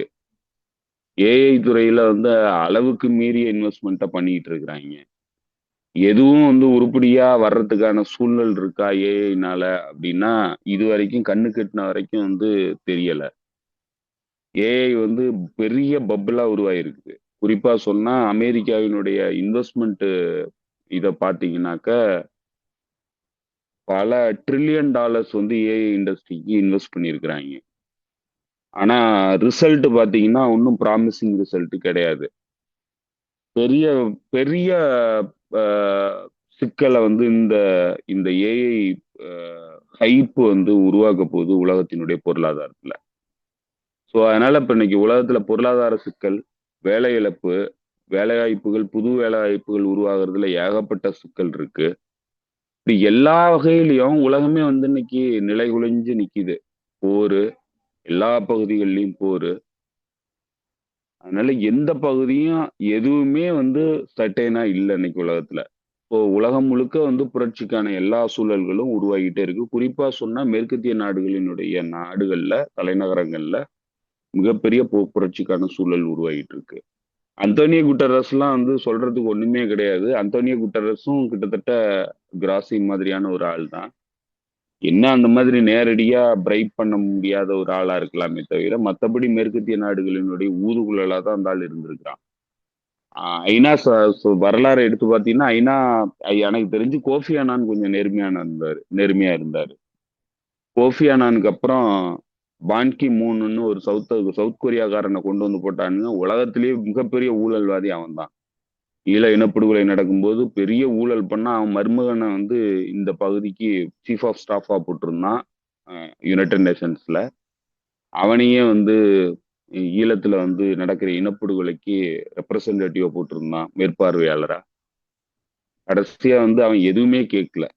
அவனே வந்து பல்வேறு பொய்களை சொல்லி அந்த இனப்படுகொலையே வந்து ஒட்டுமொத்தமா மறைச்சான். ஸோ அதனால இந்த யுனைடெட் நேஷன்ஸுங்கிறது எப்பவுமே வந்து பாதிக்கப்பட்ட மக்களுக்காக இருந்தது இல்லை, நேர்மையா நடந்துகிட்டது இல்லை. இப்போ கிராசி வந்தா என்ன, அந்தோனியோ குட்டரஸ் வந்தா என்ன, பான்கி மூன் வந்தா என்ன, கிட்டத்தட்ட எல்லாருமே ஒரே மாதிரியான ஆட்கள் தான். இதே சமகாலத்துல அடுத்து வந்து இவங்க வெனிசுவேலாவை நோக்கி போற இது வந்து அக்ரஷனா மாறிக்கிட்டே இருக்குது. இப்ப அங்க என்ன பண்ணிருக்காங்கன்னா 8-9 தாக்குதல்கள் இது வரைக்கும் அங்க அந்த கடற்கரையை சுத்தி இருக்கக்கூடிய பகுதியில் நடந்திருக்கு. 7 தாக்குதல் வந்து வெனிசுவேலா கடற்பகுதியில் நடந்ததுக்கு அப்புறம் ஒரு தாக்குதல் பசிபிக் பகுதியில, அதாவது வந்து கொலம்பியா பக்கத்துல, அதுல வந்து கொலம்பியா நாட்டை சேர்ந்தவர்களை கொலை பண்ணியிருக்காங்க. இன்னொன்னு அடுத்தது வந்து திரும்ப வந்து கரீபியன் பக்கத்துல ஒரு தாக்குதல். இதெல்லாம் வந்து வெளியில இருந்து பாக்குறதுக்கு நாங்க இந்த கடற்படை, அதாவது அமெரிக்காவை சுத்தி இருக்கக்கூடிய கடற்பரப்பு முழுசா எல்லா இடத்துலயும் போதைப் பொருள் நாட்டுக்குள்ள வரதை நாங்க தடுக்கிறோம் அப்படின்னு காட்டுறதுக்கு ஒரு நாடகம் பளிச்சுன்னு நமக்கு தெரியுது. ஆனா இவங்க இப்ப என்ன பண்றாங்கன்னா அதுக்கு அடுத்த ஸ்டெப்பு, வேற எந்த நாடெல்லாம் வந்து இது பக்கத்துல வெனிசுவேலா பக்கத்துல எந்த நாடெல்லாம் வந்து தங்களுக்கான வேசல் ஸ்டேட்டா இருக்கோ அந்த நாட்டுடைய கரையில வந்து கடற்கரையில வந்து பயிற்சி எடுத்துக்கிட்டு இருக்கிறாங்க. ஹெலிகாப்டர் கொண்டு நிப்பாட்டுறாங்க. பெரிய பெரிய இதை கொண்டு போய் கான்வாயை கொண்டு போய் இறக்குறாங்க. இது எல்லாம் பண்ணிட்டு இருக்காங்க. வெனிசுவேலாவுடைய அதிபரை வந்து நாங்க எப்ப வேணாலும் கொள்ளுவோம், அவர் எங்க இருக்காரு, எங்க போறாரு, எங்க தூங்குறாரு, எங்க சாப்பிட்றாரு எல்லாமே எங்களுக்கு தெரியும், எங்களால எப்ப வேணாலும் கொல்ல முடியும் அப்படின்னு ஒரு செய்தியை கசிய விடுறாங்க. இது பாக்குறவங்களுக்கு ஒரு பக்கம் வந்து கோபம் வரும், ஒரு பக்கம் வந்து எதிர்விரை, அதாவது வந்து நெகட்டிவான ஒரு சைக்கலாஜிக்கல் இதுவும் வந்துடும். இது எப்படி பாக்குறீங்க? இப்போதைக்கு வெனிசுவேலா என்ன ப்ரிப்பரேஷன்ல இருக்குது? ஏன்னா ஏற்கனவே வந்து அங்க இருக்கிற மக்கள் வந்து எல்லாத்துக்கும் தயாரா இருந்தாங்க. அவங்க ஒருவேளை ஏர் அட்டாக் பண்ணாங்கன்னா அதை எதிர்கொள்றதுக்கு ஏதாவது தயாரிப்புல இருக்குதா? அதாவது வெனிசுலாவினுடைய அதிபரை வந்து டீகாபிட்டேஷன் பண்றது நோக்கம். அதற்காக தான் வந்து அவருடைய தலைக்கு வந்து $50 மில்லியன் வந்து பரிசறிவிச்சிருக்கிறானுங்க. Drug லார்டுங்கிறானுங்க, drug கேங்கினுடைய தலைவருங்கிறானுங்க. இதெல்லாம் சொன்னானுங்கன்னாக்க அடுத்து கொலை பண்றதுக்கு அவனுங்களுக்கு எல்லா ப்ரிடெக்ஸ்டும் இருக்குங்கிறது தான் இப்போ அதனுடைய அடிப்படை. ஸோ இப்போ அதனால வந்து இந்த போரை வந்து டீகேபிட்டேஷன் ஸ்ட்ரைக் எப்படி வந்து ஈரான் மீது இஸ்ரேல் நடத்துனுச்சோ, எப்படி ஹெஸ்புல்லா மீது இஸ்ரேல் நடத்துனுச்சோ, அதே மாதிரியான ஒரு ஸ்ட்ரைக்கை பண்றதுக்கு தான் வந்து அவனுங்க திட்டமிட்டு இருக்கிறானுங்க. இப்ப நீங்க சொன்ன மாதிரி வெனிசுலாவினுடைய படகுகளை தாக்குனது மட்டும் இல்ல, கொலம்பியாவினுடைய படகையும் தாக்கி இருக்கிறானுங்க. அதே போல ட்ரினிடாட் அண்ட் டுபாகோவுடைய மீனவ படகையும் வந்து தாக்கி இருக்கிறானுங்க. இதுல ட்ரினிடாட் அண்ட் டுபாகோவுடைய அதிபர் வந்து அமெரிக்காவை வந்து பாராட்டி இருக்கிறாங்க. ஒரு பெண்மணி தான், இந்திய வம்சாவளி சார்ந்த பெண்மணி. அந்த பெண்மணி வந்து அமெரிக்காவினுடைய கம்ப்ளீட் வேசலா தான் இருக்கிறாங்க. கொலம்பியால கொஸ்தோவ பெட்ரோ வந்து எதிர்த்து பேசுறாரு. அதனால அவருக்கு எதிராகவும் போர் தொடுக்கிறதுக்கு தயாருங்கிற மாதிரி தான் வந்து பேசுறானுங்க. இது இந்த ஒட்டுமொத்தமா பாத்தீங்கன்னா இப்போ அமெரிக்காவினுடைய ஃபாரின் பாலிசிங்கிறது அந்த கலோனியல் மான்ரோ டாக்டரினை வந்து எனாக்ட் பண்ணியிருக்கிறானுங்கிறது தான். அதுக்கு காரணமா இருக்கிறது Marco Rubio. So Marco Rubio முக்கியமான ஆளு. ஃபாரின் பாலிசி டிசிஷன்ல வந்து மிக முக்கியமான ரோல் பிளே பண்றது மார்க்கோ ரூபியோ. மார்க்கோ ரூபியோ 2 முக்கியமான பொறுப்பை வந்து வச்சிருக்கிறான் கையில. ஒன்று வந்து செக்ரட்டரி ஆஃப் ஸ்டேட், இன்னொன்று நேஷனல் செக்யூரிட்டி அட்வைசர். இது ரெண்டுமே ரொம்ப பவர்ஃபுல்லான போஸ்ட். ஐ திங்க் வந்து ஹென்ரி கிஸ்ஸிஞ்சர், ஜுப்னிவ் பெர்சின்ஸ்கி, இவங்க 2 பேருக்கு அப்புறம் வந்து 2 பொறுப்பை வச்சிருக்கக்கூடிய முக்கியமான நபர் வந்து மார்க்கோ ரூபியோ தான். அவங்க எல்லாம் வந்து ஸ்ட்ராட்டஜிஸ்ட். அவங்க வந்து பெரிய மூலோபாய தந்திரவாதிகள். ஆனா இவன்ட்ட ஒண்ணுமே கிடையாது. இவன் வந்து கம்ப்ளீட் ரேசிஸ்ட் மனநிலையில இருக்கக்கூடிய ஒரு ரேசிஸ்ட், ஆன்டி கம்யூனிஸ்ட். கரீபியன் நாடுகள், லத்தீன் அமெரிக்கன் நாடுகளுக்கு எதிரான கடும் வெறுப்பு கொண்டவன். ஸோ அதுதான் இவனுக்கிட்ட தான் இருக்கிற குவாலிட்டி. இவனுக்கும் வந்து வெளியுறவுத்துறைக்கும் ஒரு ஒரு தொடர்பும் கிடையாது. அந்த மாதிரியான நாலேஜ், டிப்ளமேட்டிக் நாலேஜும் விட்ட கிடையாது. இப்போ இவனுடைய கட்டுப்பாட்டுல தான் வந்து இந்த கரீபியன் நாடுகள்லயும் லத்தீன் அமெரிக்கன் நாடுகளுக்குமான அந்த இன்வேஷன் பிளான் வந்து வச்சுக்கிட்டு இருக்கிறானுங்க. இப்போ இது என்ன மாதிரி இதை கொண்டு போறானுங்கன்னாக்க, வெனிசுலாவில் கோல்டு அதிகமா இருக்கு, கோல்டு ரிசர்வ் அதிகமா இருக்கு. அதே போல ஆயில் ரிசர்வ் உலகத்திலேயே அதிகமா ஆயில் இருக்கக்கூடிய நாடுன்னா வெனிசுலா தான். இன்னொரு முக்கியமான விஷயம் என்னன்னா, வெனிசுலாவினுடைய ஆயில் வந்து நீங்க சவுதி அரேபியா, மேற்காசிய நாடுகள்ல எடுக்கிற குரூடை விட எளிமையா வந்து உங்களால எக்ஸ்ட்ராக்ட் பண்ணி ரிஃபைன் பண்ணி எடுத்துட முடியும். ஸோ அவ்வளவு தரமான ஆயில் வெனிசுலால இருக்கிறது. இப்போ வெனிசுலாவினுடைய ஆயிலை திருடணுங்கிறது பிரதான நோக்கம். அப்படி திருடிட்டா தன்னுடைய இழந்துகிட்டு வர்ற செல்வாக்கு, பண சிக்கல், ஏன்னா வந்து அவனுங்களுக்கு இப்ப $38 trillion வந்து கடன் இருக்கு. அதெல்லாத்தையும் வந்து கொலாட்ரலா அவனுங்களுக்கு தேவை. அதுக்கு எல்லாத்துக்கும் கொலாட்ரல் தேவை. அப்போ வெனிசுலாவை வந்து தங்களுடைய கட்டுப்பாட்டுல கொண்டு வந்துட்டாக்க அதுக்கான கொலாட்ரல் கிடைச்சிரும்னு நினைக்கிறானுங்க. ஒட்டுமொத்தமா அந்த நான் வெஸ்டர்ன் ஹெமிஸ்பியரை தன்னுடைய முழுமையான கட்டுப்பாட்டுல கொண்டு வந்துடணுங்கிறது தான் இப்ப அவங்களோட நோக்கமா இருக்கு. ஏன்னா மற்ற பகுதிகள்ல அவங்களால போர்ல வந்து வெற்றி அடைய முடியல. அதனால தன்னுடைய பேக்யார்டா இருக்கக்கூடிய கரீபியன் நாடுகள், லத்தீன் அமெரிக்கன் நாடுகள், சவுத் அமெரிக்கன் நாடுகளை வந்து தன்னுடைய முழுமையான கட்டுப்பாட்டுல கொண்டு வந்து கிட்டத்தட்ட பழைய கால அந்த காலனிய செட்டப் மாதிரி வந்து உருவாக்கிடணும்னு நினைக்கிறானுங்க. அதனாலதான் வந்து அந்த பகுதி முழுக்க வந்து அவனுங்க போற வந்து திணிக்கிறதுக்கு முயற்சி பண்றானுங்க. மேற்காசியா வந்து ஈரானை வந்து அடிக்கணும்னா அரபு நாடுகளை எல்லாத்தையும் தன்னுடைய வேசல் ஸ்டேட் எல்லாம் பயன்படுத்திக்கிட்டு ஈரானை அடிச்சோம்னா மட்டும் இந்த பகுதியினுடைய ஆயில் ரிசோர்சஸை முழுமையா கட்டுப்படுத்தலாம். அதே போல இந்த பகுதியினுடைய இன்வெஸ்ட்மெண்ட்டை வந்து நம்ம விடாம பாதுகாத்துக்கலாம். அவங்களுடைய சாவரின் இன்வெஸ்ட்மெண்ட்டை வந்து சாவரின் ஃபண்ட்ல போட்டிருக்கிற இன்வெஸ்ட்மெண்ட்டை வந்து பாதுகாத்துக்கலாம் அப்படிங்கிறது அவங்களுடைய இன்னொரு முக்கியமான நோக்கமா இருக்கு.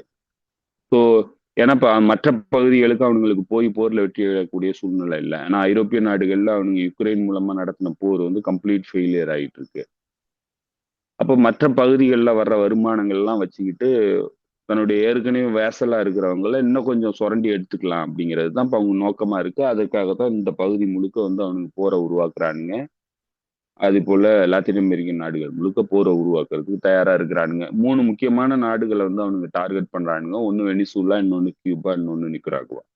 இப்போ இந்த நிக்கராகுவாவில் சாண்டினிஸ்டா கவர்மெண்ட், கியூபால கியூபன் கம்யூனிஸ்ட், இதுல வெனிசுலால செவிஸ்டாஸ். ஸோ இப்போ இவங்க 3 பேருமே வந்து கம்யூனிச நாடுகள், இடதுசாரி நாடுகள், சோசியலிச நாடுகள். இப்போ இந்த 3 நாடுகளையும் முழுமையா லிபரல் ஐடியாலஜி இல்ல ஃபாசிச ஐடியாலஜிக்குள்ள கொண்டு வந்துட்டு கட்டுப்பாடை வந்து தன்னுடைய முழுமையான கட்டுப்பாடை வந்து செலுத்த ஆரம்பிச்சிட்டாங்கன்னா கொலாட்ரல் வந்து எடுத்துடலாம்னு நினைக்கிறாங்க. அதுதான் வந்து மரியா குரினோ மச்சாடோ கடைசியா பேசுனதுல அவங்க சொன்னது வந்து, நான் அதிபரா வந்துட்டேன்னாக்க வெனிசுலாவினுடைய ஆயில் ரிசோர்ஸை முழுக்க வந்து பிரைவேட் கம்பெனிகளுக்கு விற்பேன். பிரைவேட் கம்பெனினா யாரு? எக்ஸான் மொபைல் போன்ற நிறுவனங்களுக்கு தான் விற்க போறாங்க. ஸோ அதனால வந்து அப்ப அந்த பகுதியை வந்து முழுமையா கட்டுப்படுத்தணும், முழுமையா கட்டுப்பாட்டுல கொண்டு வந்து அதெல்லாம் கொலாட்ரலா யூஸ் பண்ணணும். தன்னுடைய டெட்டை வந்து அடைக்கிறதுக்கு அது முக்கியமான கீ.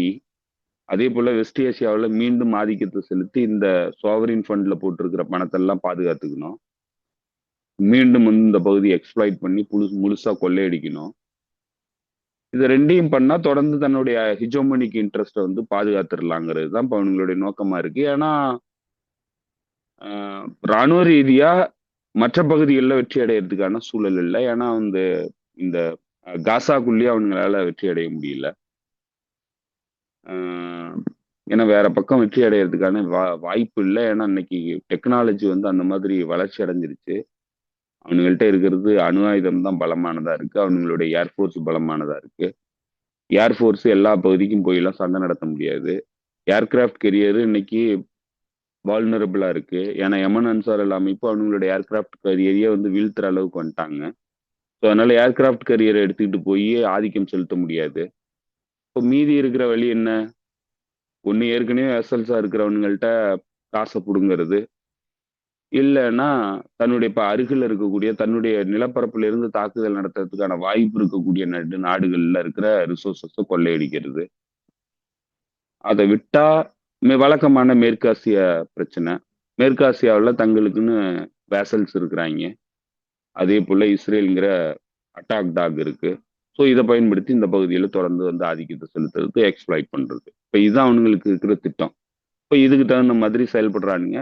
இந்த பின்னணியில தான் வெனிசுலா மீதான போர் நடவடிக்கைக்கு தயாராகிட்டு இருக்கானுங்க. அதே போல கொலம்பியாவுக்கு எதிரான போர் நடவடிக்கைக்கும் அவனுங்க தயாராகிறதா தான் தெரியுது. ஸோ கொலம்பியா, வெனிசுலா இதெல்லாம் வந்து முக்கியமான நாடுகள். இந்த நாடுகளை வந்து கொள்ளையடிக்கணுங்கிறதுல ரொம்ப தீவிரமா வந்து வேலை பார்க்க ஆரம்பிச்சிட்டானுங்க. இது வந்து எனக்கு தெரிஞ்சு இவங்க கொஞ்சம் இதுகிட்ட இருந்து ஈரானுகிட்ட இருந்து மட்டும் இல்லாம ரஷ்யா கிட்ட இருந்து கொஞ்சம் ஆயுதம் வாங்கி வச்சிருப்பாங்கன்னு நினைக்கிறேன். வெனிசுலா அது என்ன வச்சிருக்காங்கன்றது தெரியல. நான் இங்கே படிச்சேன். இல்ல வாங்கி இருக்கிறாங்க. ஈரான் வந்து ஆயுத உதவிகள் வழங்கி இருக்குது. இன்னும் சொல்ல போனா யமன் பயன்படுத்தின ட்ரிக்கை வந்து அப்படியே வந்து வெனிசுலா பயன்படுத்துறதுக்கு தயாரா இருக்கிறதா சொல்றாங்க. யமன் எப்படி வந்து போர்க்கப்பல்களை வீழ்த்துறதுக்கு முயற்சி எடுத்ததோ அதே மாதிரி வெனிசுலாவும் வந்து முயற்சி எடுக்கும். நிக்கோலஸ் மதுரோ வந்து வெளிப்படையாக பேசியிருக்கிறாரு. 5000 பாண்ட் பாதுகாப்பு சாதனத்தை வந்து வச்சிருக்கிறதா சொல்றாரு. அதாவது ஏர் டிஃபென்ஸ் மிசைல்ஸ் வந்து 5000 மிசைல்ஸ் எங்கள்கிட்ட இருக்குன்னு சொல்றாரு வெளிப்படையாவே. ஐ திங்க் வந்து S-300 இருக்குன்னு நினைக்கிறேன். ரஷ்யாவினுடைய S-300 ஏர் டிஃபென்ஸ் சிஸ்டம் வந்து அவங்க வச்சிருக்கிறாங்கன்னு நினைக்கிறேன். ரஷ்யா உதவி பண்ணியிருக்கு, ஏற்கனவே உதவி பண்ணிட்டு இருக்கு. அதே போல சைனாவினுடைய உதவியும் இருக்கு, நார்த் கொரியாவினுடைய உதவியும் இருக்கு. ஸோ கிட்டத்தட்ட வந்து மேற்காசிய பிரச்சனைகள்ல எப்படி பல்வேறு நாடுகளினுடைய உதவிகள் இந்த பகுதி ஆக்சஸ் ஆஃப் ரெசிஸ்டன்ஸுக்கு வந்து ஈரான் மூலமா வழங்கப்படுதோ அதே மாதிரி வெனிசுலாவுக்கு பல நாடுகளினுடைய உதவி வந்து தொடர்ந்து கிடைச்சிக்கிட்டு தான் இருக்கு. இது எல்லாத்தையும் கடந்து இப்ப நீங்க அமெரிக்கா வந்து கிரவுண்ட் ஃபோர்ஸ் அனுப்பி வெற்றி அடைகிறதுக்கான வாய்ப்பே கிடையாது. ஏன்னா அது கம்ப்ளீட்லி பொலிட்டிசைஸ்டு சமூகம். அது போல வந்து ஒரு மிலிட்டன்ட் சமூகம் வெனிசுலாங்கிறது. வெனிசுலால பொதுமக்கள்கிட்ட எல்லாத்தையுமே ஆயுதம் வந்து கொடுத்துருக்குறாங்க. அதே போல எல்லாருமே பொலிட்டிக்கலி மோட்டிவேட்டட். இப்போ யமன்ல எப்படி எல்லாரும் பொலிட்டிக்கலி மோட்டிவேட்டடா இருக்கிறாங்க, அது போல வந்து வெனிசுலாவிலையும் எல்லாருமே பொலிட்டிக்கலி மோட்டிவேட்டட். அதனால அவ்வளோ சீக்கிரம் வந்து கிரவுண்ட் ஃபோர்ஸ் எல்லாம் கொண்டு போய் வெற்றி அடையறதுக்கு வாய்ப்பு இல்லை. ஸோ அதுதான் அவங்களுடைய திட்டம் என்னன்னா டீகேபிட்டேஷன் பண்றது தான். முக்கியமான தலைவர்களை வந்து டீகேபிட்டேட் பண்ணிட்டாக்க நாட்டை வந்து பிடிச்சிடலாம் அப்படிங்கிறது தான். அதுக்குதான் கூட வந்து இப்போ இந்த மரியா கொரினோ மச்சாட்டோ அதே போல வாங்கொய்தோ இப்படி பல நபர்களை வந்து உள்ளுக்குள்ள வச்சிருக்கிறாங்க பாசிஸ்டுகளை. இப்போ அந்த பாசிஸ்டுகள் மூலமா வந்து நாட்டை பிடிச்சிட்டோம்னா தங்களுடைய ரெஜிம் சேஞ்ச் எஜெண்டா வந்து சக்சஸ் ஆயிடுங்கிறது தான் இப்போ அவங்களுடைய நோக்கமா இருக்கு. இப்போ கொலம்பியாவை பொறுத்தளவில் கொலம்பியாவில் முழுக்க ட்ரக் லார்ட்ஸ் இருக்கிறானுங்க. ட்ரக் லார்ட்ஸ் மூலமா ஈஸியா ஆட்சியை மாத்திடலாம் அப்படிங்கிறது தான் அங்க அவங்களுடைய திட்டம். ஸோ எல்லா பக்கத்துலயும் இஸ்ரேல் வந்து டீகேபிட்டேஷன் ஸ்ட்ரைக் வந்து பண்ணி எப்படி தனக்கு ஒரு வெற்றி கிடைச்ச மாதிரி வந்து பறைசாற்றுறதுக்கு முயற்சி எடுத்ததோ அதே மாதிரியான ஒரு முயற்சியில அமெரிக்கன் அட்மினிஸ்ட்ரேஷன் ஈடுபட போகுதுங்கிறது தான் இன்னைக்கு இருக்கிற சூழல். இல்ல இது வந்து நெகட்டிவா இருந்தாலும் அப்படி ஒன்று நடந்துருச்சுன்னா அது பெரிய இதுதான், பின்னடைவு தான் இல்லையா? மக்கள் என்னதான் வந்து அரசியல் ரீதியா வந்து தெளிவா இருந்தாலும் ஒரு தலைவர் வந்து கொலை பண்ணிடுறது அப்படின்றது வந்து மிகப்பெரிய ஒரு கேஸை தான் கொண்டு வரும். அப்படி எப்படி போனாலும் அவங்க இதெல்லாம் யோசிப்பாங்க, அப்படியே நம்ம நினைச்ச எப்ப வேணாலும் கொண்டு போட்டுடலாம் அவரை, ஒரு வருஷத்துக்கு அப்புறமேல ஆட்டோமேட்டிக்கா ஆட்சி நமக்கு சாதகமா வந்துடும் அப்படின்னு நினைக்கிறது ரொம்ப ஒரு அயோக்கியத்தனமான சிந்தனை தான். ஆனா இப்ப இவங்க உலகம் பூரா பண்ணிக்கிட்டு இருக்கிறாங்க. அதைத்தான் வந்து சதாம் ஹுசேனுக்கு பண்ணாங்க, அதான் கடாபிக்கு பண்ணாங்க. இப்ப 2 நாடுகளும் வந்து எந்த அளவுக்கு அந்த மக்கள் வந்து தாங்களே வந்து பனிஷ்மெண்ட் பண்ணிக்கிட்டு இருக்காங்க. அவங்களுக்கே தெரியுது நம்ம மிகப்பெரிய முட்டாள்தனத்தை பண்ணிட்டோம்னா அந்த நாட்டு மக்களே சொல்ற அளவுக்கு இப்ப பார்த்துக்கிட்டு இருக்கிறோம். அப்படியான ஒரு துயரமான ஒரு நிலைமைக்கு வரும்போது வெனிசுவேலா மக்கள் எப்படி ரியாக்ட் பண்ணுவாங்க அப்படின்ற இது வந்து எனக்கு சந்தேகம் எழுந்துகிட்டே இருக்கு.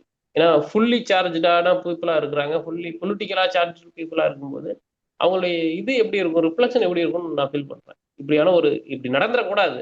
அப்படியான ஒரு துரதிருஷ்டமான விஷயம் நடந்துருச்சுன்னா அது எப்படி அந்த மக்கள் ஃபீல் பண்ணுவாங்க, ஃபேஸ் பண்ண போறாங்க, எப்படி அதை டீல் பண்ணுவாங்க அப்படின்னு நான் யோசிச்சுட்டு இருக்கேன். இல்ல போலீஸ் இப்போ இப்போ இதாவது வெனிசுலாவினுடைய ராணுவம் வந்து வெல் பொலிட்டிசைஸ்டு ராணுவம். ஏன்னா அது சவிஸ்டா காலத்துல உருவாக்கப்பட்ட ராணுவம். சவிஸ்டாவே ராணுவ தளபதியா இருந்து ஆட்சிக்கு வந்தவர் தான். ஸோ அதே மாதிரி இன்னைய வரைக்கும் வந்து லாயலா இருக்கக்கூடிய ராணுவம் தான் வெனிசுலா. ஏன்னா போன முறை முயற்சி எடுத்தாருங்க. ராணுவ ராணுவ புரட்சி ஏற்படுத்துறதுக்கான முயற்சி வந்து 18 19 காலகட்டத்துல வந்து முயற்சி பண்ணாங்க. அதுக்கப்புறம் அது முடியல. முதல்ல வந்து வான் கொய்தாவை வச்சுக்கிட்டு முயற்சி எடுத்தானுங்க. அவனை வச்சு ஒன்றும் பண்ண முடியல. அதுக்கப்புறம் ராணுவ கிளர்ச்சியை ஏற்படுத்துறதுக்கான முயற்சியில் ஈடுபட்டானுங்க. அதுக்கப்புறம் வந்து எய்டு பொருட்களை அனுப்புறங்கிற பேர்ல வந்து ஒரு ட்ரோன் தாக்குதலை நடத்துறதுக்கான முயற்சியை எடுத்தானுங்க. பா- நிக்கோலஸ் மதுரோ வந்து கொல்றதுக்காக ஒரு ட்ரோன் ஆபரேஷன் பண்றதுக்கான முயற்சியை எடுத்தானுங்க. ஸோ தொடர்ந்து வந்து கடந்த காலங்கள்ல அப்பதான் அந்த ஏலியட் ஆப்ராம்ங்கிறவன் தான் அதை ஹேண்டில் பண்ணிட்டு இருந்தான். ஒரு நொட்டாரியஸ் வார் கிரிமினல். அவன் தான் வந்து அதை ஹேண்டில் பண்ணான். ஸ்பெஷல் ஆன்வாயா போட்டிருந்தானுங்க. இந்த பிரச்சனைக்கான ஸ்பெஷல் ஆன்வாயா ட்ரம்ப் பீரியட்ல தான் போட்டிருந்தானுங்க. ஸோ எல்லா முயற்சியும் எடுத்திருக்கிறானுங்க ஏற்கனவே. அதனால வந்து ராணுவம் வந்து ரொம்ப லாயலான ராணுவம். மக்கள் மீது அக்கறை செலுத்தக்கூடிய ராணுவம். அரசுக்கு ஆதரவா இருக்கக்கூடிய ராணுவம். அதனாலதான் வந்து அவங்களால அந்த பிளானை வந்து சக்சஸ் பண்ண முடியல.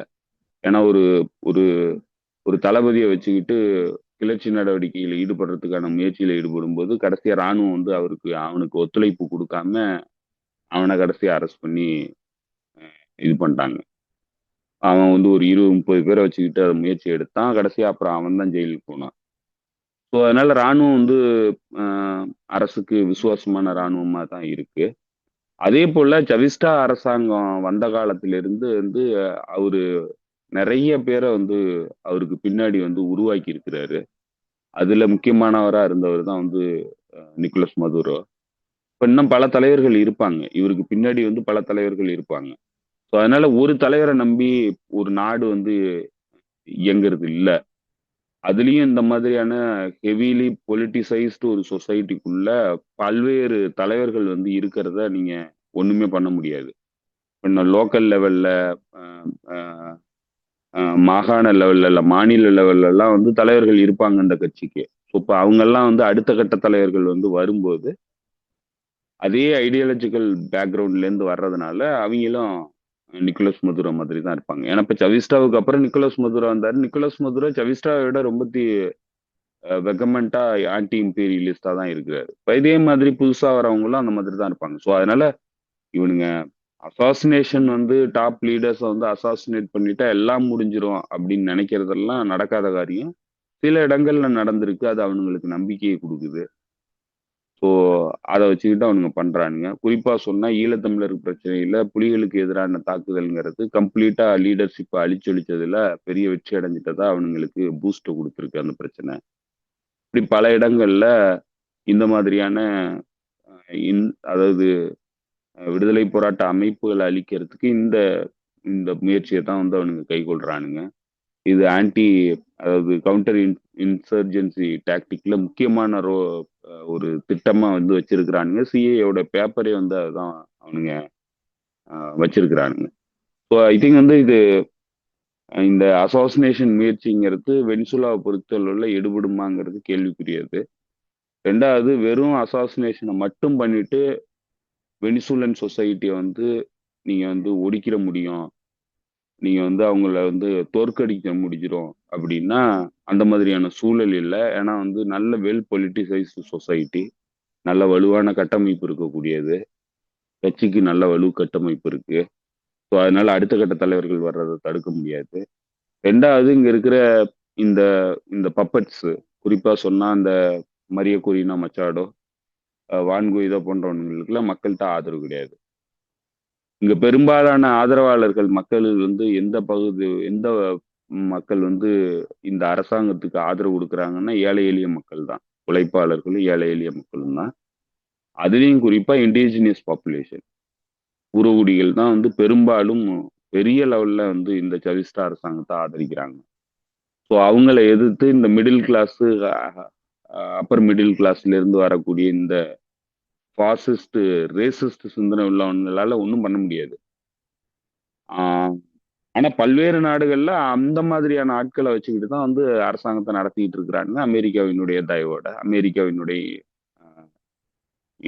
அதாவது அவங்க உருவாக்குன தலைவர்கள் தான், அமெரிக்கா உருவாக்குன தலைவர்கள், குறிப்பா சிஐஏ உருவாக்குன தலைவர்கள் தான் பல நாடுகள்ல வந்து ஆட்சி புரியுறாங்க.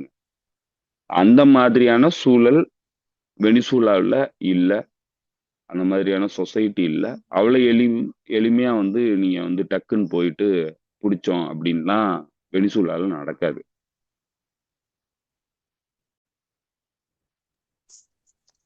ஓகே, இந்த கிளாரிட்டி எனக்கு தேவைப்பட்டுச்சு. ஏன்னா வந்து அதை படிச்சதுலேருந்து நம்ம டெலிகிராமில் இருக்கிற தோழர்களுமே ஒரு மாதிரி அப்செட்டாக தான் ஃபீல் பண்ணாங்க. எனக்கு வந்து என்ன இவ்வளோ ஒரு அசால்ட்டாக சொல்கிறாங்க ஒரு நாட்டோட அதிபரை, அப்போ இவங்க நினைச்சாங்க என்ன வேணாலும் பண்ணுவாங்களா அப்படின்ற ஒரு தோழர் இப்போ ஒன்றும் இல்லை. இப்போ நான் இதை தான் வந்து ஆரம்பத்தில இருந்தே சொல்லிட்டு வரேன். என்னன்னா ஒரு பெரிய சைக்கலாஜிக்கல் வார்ஃபேர் எப்ப, ஏன்னா எல்லா வார்ஃபேர்லயும் தோத்துருக்குறானுங்க மேற்கத்திய தரப்பு. மிலிட்டரி வார்ஃபேர்ல தோத்துருக்குறானுங்க, வெற்றி அடைய முடியல. அதே போல ப்ரொபகேண்டா வார்ஃபேர்ல தோத்துருக்குறானுங்க. அதுலயும் வந்து இப்ப இன்னைக்கு கரெக்டா கண்டுபிடிச்சிடுறாங்க, அவனுங்க என்ன பேசினாலும் உண்மை என்னங்கிறத கண்டுபிடிச்சிடுறாங்க. டிப்ளமேட்டிக் வார்ஃபேர்ல எல்லா முயற்சியும் எடுத்தானுங்க. இப்ப இந்த வேசல் ஸ்டேட்ஸை தவிர வேற யாரும் அவங்களுக்கு சப்போர்ட் பண்றதுக்கு தயாரா இல்லை. ட்ரேட் வார்ஃபேர்ல தோத்து போயிட்டானுங்க. ஸோ இப்போ இன்னைக்கு அவனுங்களுக்கு வார்ஃபேர்னு சொன்னா எந்த வார்ஃபேர்லையும் ஜெயிக்கக்கூடிய சூழ்நிலை இல்லை. எல்லா வார்ஃபேர்லையும் தோல்வி தான் அடைஞ்சிருக்கிறானுங்க. மிச்சம் இருக்கிற ஒரே வார்ஃபேர்னாக்க சைக்கலாஜிக்கல் வார்ஃபேர் தான். சிரியாவினுடைய வீழ்ச்சிக்கு அடிப்படையா இருந்தது சைக்கலாஜிக்கல் வார்ஃபேர், வேற எதுவுமே காரணம் கிடையாது. சைக்கலாஜிக்கல் வார்ஃபேர் தான் வலுவா எடுபட்டுச்சு, பெரிய டிமோரலைஸ் பண்ணுச்சு. சிரியாவினுடைய வீழ்ச்சிக்கு காரணம் அதற்கு முன்னாடி வந்து லெபனானுடைய ரெசிஸ்டன்ஸ் லீடர் சையத் ஹசன் நஸ்ரல்லாவினுடைய வீழ்ச்சி, மேஜர் குண்டுவெடிப்பு தாக்குதல், இது எல்லாமே மக்களை வந்து டிமோரலைஸ் பண்ணுச்சு. அதுக்கு அடுத்து தொடர்ந்து சிரியாவினுடைய வீழ்ச்சி, அதுக்கு காரணமே இந்த டிமோரலைஸ் ஆனதுதான், சைக்கலாஜிக்கல் வார்ஃபேர் தான். அதனை தொடர்ந்து இன்றைய வரைக்கும் காசாக்குள்ள நடந்துகிட்டு இருக்கிற இந்த சீஸ்ஃபயர், அதற்கு சுத்தி நடக்கிற பேச்சு, இந்த அமைதி படையை வந்து அனுப்புன்னு சொல்றது, இது எல்லாமே ஒட்டுமொத்தமா சைக்கலாஜிக்கல் வார்ஃபேரா தான் நடக்குது. ஸோ இன்னைக்கு அமெரிக்கன் எம்பையருக்கு இருக்கிற ஒரே வழிமுறை வந்து சைக்கலாஜிக்கல் வார்ஃபேர் தான். அந்த சைக்கலாஜிக்கல் வார்ஃபேர்ல விழாம பாதுகாத்துக்கிறது தான் முக்கியமான பணி.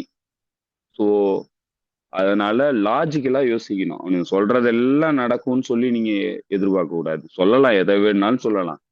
காசால 2 வருஷமா ஒட்டுமொத்த காசா மக்களையும் அழிக்க போறேன், ஒட்டுமொத்த காசாவையும் நான் வெளியேற்ற போறேன், ஹமாஸை வந்து அழித்தொழிக்க போறேன், இதுக்கு மேல வந்து நீங்க சரண்டர் ஆகல, நீ வந்து உன்னுடைய ஆயுதங்களை ஒப்படைக்கல, நீ வந்து ஹாஸ்டேஜஸை ரிலீஸ் பண்ணல அப்படின்னா அடுத்து ஹெல்லோட கேட்டை வந்து நான் ஓபன் பண்ண போறேன் அப்படின்லாம் வந்து சொன்னானுங்க. ஆனா இதுக்கெல்லாம் ஏதாவது முகாந்திரம் இருந்ததா?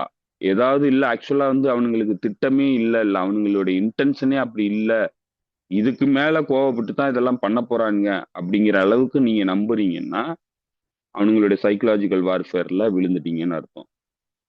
ஏன்னா எதையுமே பண்ண முடியாம தானே 2 வருஷமா போராடிட்டு இருக்கிறானுங்க. எப்படி திடீர்னு வந்து புது ஆயுதங்கள்லாம் கிடைச்சு திடீர்னு அவனுங்க வந்து எல்லாத்தையும் பண்ணிட முடியும்?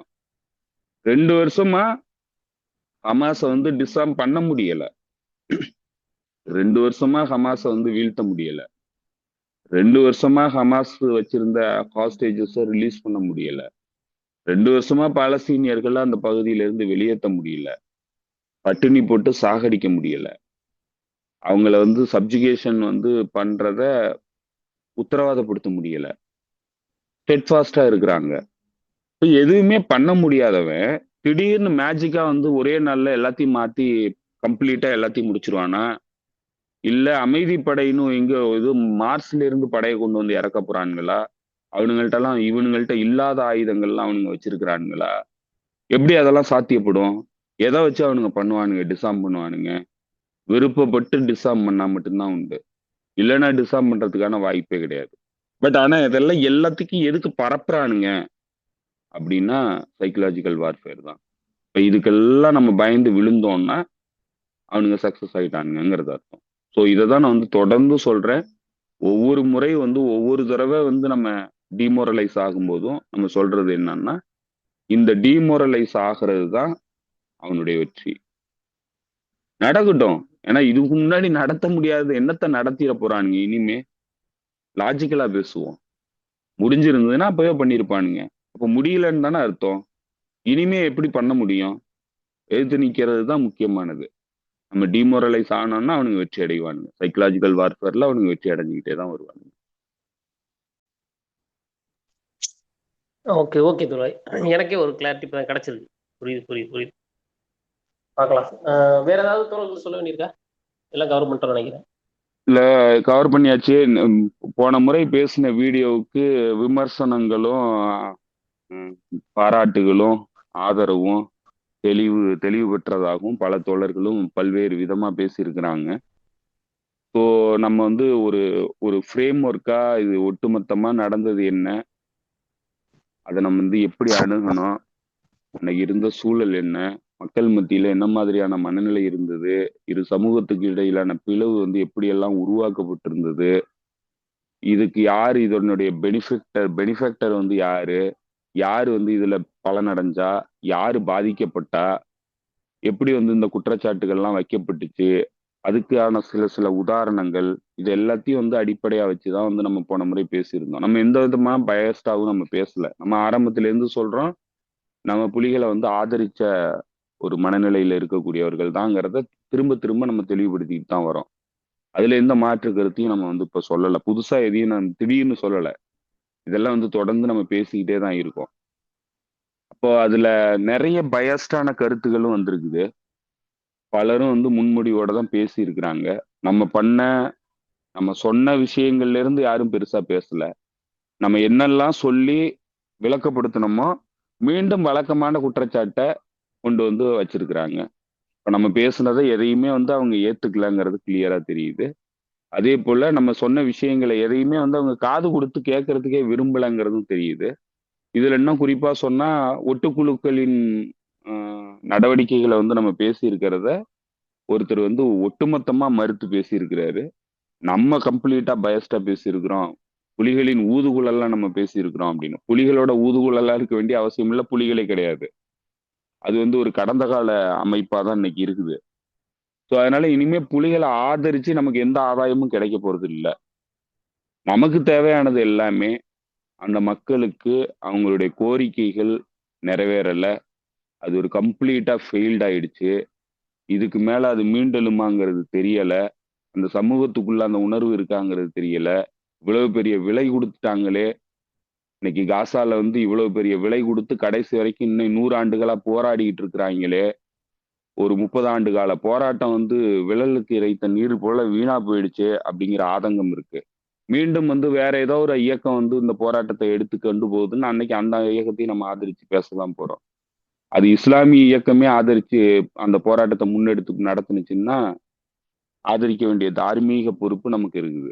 ஸோ அதனால ஒரு காலத்துல எப்படி பாலஸ்தீனத்துல போராடின பிஎஃப்எல்பி போன்ற அமைப்புகளை வந்து நம்ம ஆதரிக்கிறோமோ, எப்படி வந்து பிஎல்ஓ ஆதரிச்சோமோ, இன்னைக்கு அதுக்காக பிஎல்ஓ ஆதரிக்கணுங்கிற அர்த்தம் இல்ல. இன்னைக்கு பிஎல்ஓ போராடினுச்சு, நேர்மையா இயங்குனுச்சு, மக்களுடைய கோரிக்கைகளை முன்னகர்த்தி கொண்டு போச்சு, அதற்காக சண்டை போட்டுச்சு, அன்னைக்கு நம்ம ஆதரிச்சோம். இன்னைக்கு பிஎல்ஓ வந்து ஆதரிக்க வேண்டிய அவசியம் இல்லை. இன்னைக்கு நம்ம பிஎல்ஓ எதிர்த்து தான் பேசுறோம். இன்னைக்கு ஹமாஸை நம்ம ஆதரிக்கிறோம். ஹமாஸ் வந்து ஒரு மத ரீதியான அமைப்பா பேசுது, மத ரீதியா வந்து ஒரு இஸ்லாமிஸ்ட் ஆர்கனைசேஷனா இருக்குங்கிறதுக்காக நம்ம வந்து எதிர்க்கல. நம்ம பாக்குறது எல்லாமே அது அந்த மக்களினுடைய கோரிக்கைக்காக இன்னைய வரைக்கும் விட்டு கொடுக்காம போராடுதுங்கிறத தான் நம்ம பாக்குறோம்.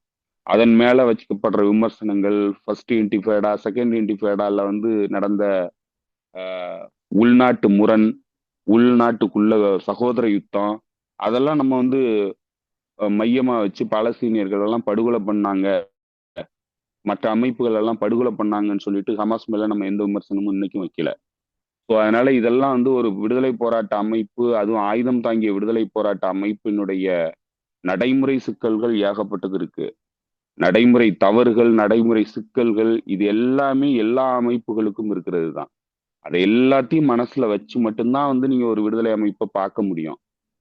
ஏதோ வந்து ஒரு அரசியல் கட்சி கிடையாது. கொள்கைகளை திட்டம் வந்து வகுத்து திட்டப்படி செயல்படுறதுக்கு. அரசியல் கட்சிக்கும் ஆயுதம் தாங்கிய போராட்ட குழுவுக்கும் வேறுபாடு இருக்கு. ஸோ அந்த வேறுபாடு, அந்த கள சூழல், அவங்க யாரை எதிர்த்து போராடுறாங்க, என்ன மாதிரியான நெருக்கடிகளை வந்து எதிர்கொண்டுகிட்டு இருக்கிறாங்க, இது எல்லாத்தையும் கருத்தில் கொண்டுதான் பேச வேண்டியிருக்கு. நம்ம இதெல்லாம் தீவிரமா இன்னும் தெளிவா பேசணும், இன்னும் ஆதாரபூர்வமா பேசணுங்கிற அளவுக்கு போகணும். ஏன்னா கட்டாயமா போக வேண்டியிருக்கு. ஏன்னா இப்போ வர்ற விமர்சனங்களை வந்து நம்ம எதிர்கொள்ளணும்னா நம்ம பேசுனதுக்கான ஆதாரங்களை என்னென்ன தேதியில என்னென்ன வந்திருக்குங்கிறது எல்லாத்தையுமே எடுத்து பேச வேண்டியிருக்கு. நீண்ட தூரம் போக வேண்டியிருக்கு. இதை பத்தி நிறைய வாசிக்க வேண்டியிருக்கு. ஏன்னா நம்ம நேர்ல இல்ல. நம்ம நேர்ல வந்து அன்றைய நிலையில வந்து நம்ம சின்ன பிள்ளையா இருந்திருப்போம். அன்னைக்கு நடந்த சம்பவங்கள் எல்லாத்தையும் வந்து நம்ம ஆஹ், ஆதாரங்கள் மூலமா தான் வந்து நம்மளால திரட்ட முடியும். சொல்ற வாக்கு மூலங்களோ அன்னைக்கு அதைத்தான் நம்ம வந்து திரும்ப திரும்ப சொன்னோம். சொன்னதை வந்து திரும்ப திரும்ப எல்லாருமே வந்து சொல்றாங்க. அப்படி நடந்தது, இப்படி நடந்தது, அதை பண்ணாங்க, இதை பண்ணாங்கங்கிறதெல்லாம் சொல்றாங்க. இதைத்தானே வந்து அன்னைக்கும் அன்னையிலிருந்து இன்றைய வரைக்கும் வந்துகிட்டு இருக்கு. இதற்கான ஆதாரங்கள் என்ன இருக்குங்கிறது தான் நம்ம பேசணும் அன்னைக்கு. அன்னைக்கு பேசும்போது அதை தான் சொன்னோம். இதெல்லாம் சொல்றாங்க. ஆனா அதற்கு முன்னாடி அந்த சமூகத்துக்குள்ள மிகப்பெரிய காழ்ப்புணர்ச்சியை வந்து உருவாக்கி இருக்கிறாங்கிறத தான் நேத்து முழுக்க பேசுனது. அந்த அந்த ஒட்டுமொத்த இதுலயுமே சொன்னது என்னன்னா, அந்த சமூகத்துக்கு இடையிலான பிணக்குங்கிறது மீள் அதாவது மீண்டும் வந்து அதை ரெக்கன்சிலியேட் பண்ண முடியாத அளவுக்கு உருவாக்கப்பட்டிருந்ததுங்கிறத தான் வந்து நம்ம சொன்னோம். அந்த பின்னணியில தான் இந்த மாதிரியான கருத்துக்கள் வந்து வந்திருக்கிறதுக்கு வாய்ப்பு இருக்குங்கிறது தான் பேசணும். மீண்டும் அதே கருத்தை தூக்கிட்டு வந்து பேசுறவங்கள்ட்ட நம்ம எதுவும் பண்ண முடியாது. ஆனா மற்ற தோழர்களுக்கு நம்ம சொல்ல வேண்டிய முக்கியமான விஷயங்கள் என்னன்னா, இது தொடர்பான முழுமையான ஆய்வை வந்து நம்ம தொடர்ந்து பண்ணுவோம். நேரம் கிடைக்கும் போதெல்லாம் பண்ணுவோம். இந்த இந்த சேனல்ல தொடர்ந்து நம்ம இதை பத்திலாம் பேசதான் போறோம். நான் ஒவ்வொரு முறையும் ஆதாரங்களோட இனிமே எடுத்துட்டு வந்து ஒவ்வொரு சம்பவத்தினுடைய ஆதாரங்கள், அதுல யார் யாரு என்னென்ன பேசுனாங்கங்கிறத முதற்கொண்டு நம்ம எடுத்துட்டு வந்து தோழர்களுக்கு சொல்லுவோம். அதுக்கப்புறம் அவங்க முடிவு பண்ணிட்டு இப்ப நம்ம எந்த தோழரையும் வந்து நான் சொல்றதெல்லாம் நம்புன்னு நம்ம கேட்கல. நம்ம அன்னைக்கு நடந்த சம்பவங்கள், ஹிஸ்டாரிக்கல் கான்டெக்ட்ல அதெல்லாம் என்னென்ன நடந்திருக்கு, எப்படியான ஒரு சமூக கட்டமைப்பா இருந்திருக்கு, எதை நோக்கி அவங்க போயிருக்கிறாங்க, யார் என்ன மாதிரி நடந்துகிட்டு இருக்கிறாங்க, யார் என்னென்ன தவறுகள் செஞ்சிருக்கிறாங்க, அது எந்த மாதிரி இந்த பாதிப்பை வந்து இந்த சமூகத்துக்கு உருவாக்கி இருக்குது, இது எல்லாத்தையும் ஒட்டுமொத்தமா தான் பேசியிருக்கோம். ஸோ அதனால இதுல வந்து புலிகளை வந்து தூக்கி நிறுத்தணுங்கிறதுக்காக நம்ம பேசல. அதை தயவு செய்து தோழர்கள் புரிஞ்சுக்குங்க. புலிகளை நிறுத்த வேண்டிய அவசியம் இல்லை. ஏன்னா இன்னைக்கு புலிகளே இல்லை. இப்போ புலிகள் இருந்தாதான் வந்து அவங்கள தூக்கி நிறுத்தி அவங்கள வந்து புனிதப்படுத்தி மீண்டும் வந்து அவங்களுக்கு ஆதரவு திரட்ட வேண்டிய அவசியம் ஏற்படும். இன்னைக்கு அவங்களே இல்லை. நமக்கு தேவையானதெல்லாம் வந்து இந்த மக்கள் வந்து இவ்வளவு பெரிய இனப்படுகொலை சந்திச்சு இவ்வளவு ரத்தத்தை வந்து கொடுத்துருக்காங்களே, அதுக்கெல்லாம் எந்த தீர்வும் இல்லாம போயிடுச்சுங்கிறது தான் நமக்கு இருக்கிற ஆதங்கம். அதனால மீண்டும் வேற அமைப்பு வந்து இந்த போராட்டத்தை முன்னின்று நடத்தி கொண்டு போனுச்சுன்னா அந்த அமைப்பையும் நம்ம ஆதரிக்க தான் போறோம். ஸோ அதையும் நம்ம தெளிவுபடுத்தணும். ஸோ அதனால நம்ம பயஸ்டாலாம் பேசல. நடந்த சம்பவங்கள் எல்லாத்தையுமே தெளிவா சொல்லியிருக்கோம். நேர்மையா இதை பார்க்கணும், இதுல என்ன நடந்திருக்குங்கிறத தெரிஞ்சுக்கணும் அப்படின்னு கேட்ட தோழர்களுக்கு அது தெளிவா புரிஞ்சிருக்கும். இல்ல ஏற்கனவே முடிவோட இருக்கிறவங்களுக்கு, வெறுப்ப உமிழணும்னு நினைக்கிறவங்களுக்கு புரிஞ்சிருந்தாலும் அதை வந்து அவங்க ஏத்துக்க தயாரா இருக்க மாட்டாங்க. ஏன்னா ஆல்ரெடி அவங்களுடைய மைண்ட் செட்டை வந்து அவங்க செட் பண்ணி வச்சுட்டாங்க. இப்படித்தான் நம்ம இருக்கணுங்கிறத முடிவு பண்ணி வச்சுட்டாங்க. ஸோ அதனால அந்த விளக்கத்தை வந்து சொல்ல வேண்டி இருந்தது. அதுக்காக தான் இந்த விளக்கத்தை வந்து நான் சொல்றேன். நல்லது நல்லது தோழர். கரெக்டா அதையும் சேர்த்து பேசிட்டீங்க. ஓகே. பார்க்கலாம். அடுத்த நிகழ்வுகள் பொறுத்து நம்ம பேசுவோம். அடுத்து அப்புறம் இன்னொரு முக்கியமான விஷயம், போன முறை பேசும்போது இலங்கை அமைச்சரை பத்தி பேசும்போது அவரு ரஞ்சன் குணரத்னேன்னு சொல்லியிருந்தேன். ஆக்சுவலா மறந்துட்டேன். ரஞ்சன் விஜயரத்னே. ரஞ்சன் விஜயரத்னே தான் வந்து அப்போ வெளியுறவுத்துறை அமைச்சராகவும் பாதுகாப்புத்துறை அமைச்சராகவும் இருந்தவர். ஸோ அதையும் நம்ம வந்து தெளிவுபடுத்தணும். ஓகே ஓகே தோழர். பார்க்கலாம். அடுத்த நிகழ்வுகள் எப்படி போகுதுன்னு பார்ப்போம். மேபி இன்னும் 1 or 2 daysல வந்து லெபனானுக்கும் இஸ்ரேலுக்குமான போர் வந்து மிகப்பெரிய அளவில் மாறுறதுக்கான வாய்ப்புகள் நிறையவே இருக்கிற மாதிரி தெரியுது. அதே போல தான் வெனிசுவேலாலையும் எந்த பக்கமுமே வந்து ஒரு அமைதியான சூழல் நிலவர மாதிரியா தெரியல. இன்க்ளூடிங் உக்ரைன்லயும் உக்ரைனும் ஐரோப்பா கூட பேசிக்கிட்டு இருக்குன்னா சொல்றாங்க போர் நிப்பாட்டுறதுக்கு. ஆனா எதுவுமே சரியான இதா ஒரு தோணல் நமக்கு தெரியல. அதுக்கான சமிக்கையே தெரியல, அறிகுறியே தெரியல. அடுத்த நிகழ்வு எப்படி போகுதுன்னு பார்த்துட்டு பேசுவோம். உங்க நேரத்துக்கு மிக்க நன்றி செந்தில் தோழர். நன்றி தோழர். தோழர்களுக்கும் நன்றி. தோழர்கள் தொடர்ந்து ஆதரவு கொடுங்க. உங்களுடைய கருத்துக்களை எழுதுங்க. லைக் பண்ணுங்க. முன்னாடி மாதிரி லைக் தோழர்கள் இப்ப பண்றது இல்ல. கொஞ்சம் லைக் எல்லாம் பண்ணுங்க. அப்பதான் அந்த வீடியோக்கள் வந்து இன்னும் பலரை போய் சேரும். ஓகே தோழர், மீண்டும் சந்திப்போம். நன்றி தோழர். நன்றி தோழர். தோழர்களுக்கும் நன்றி. மீண்டும் சந்திப்போம் தோழர்களே. நன்றி, வணக்கம்.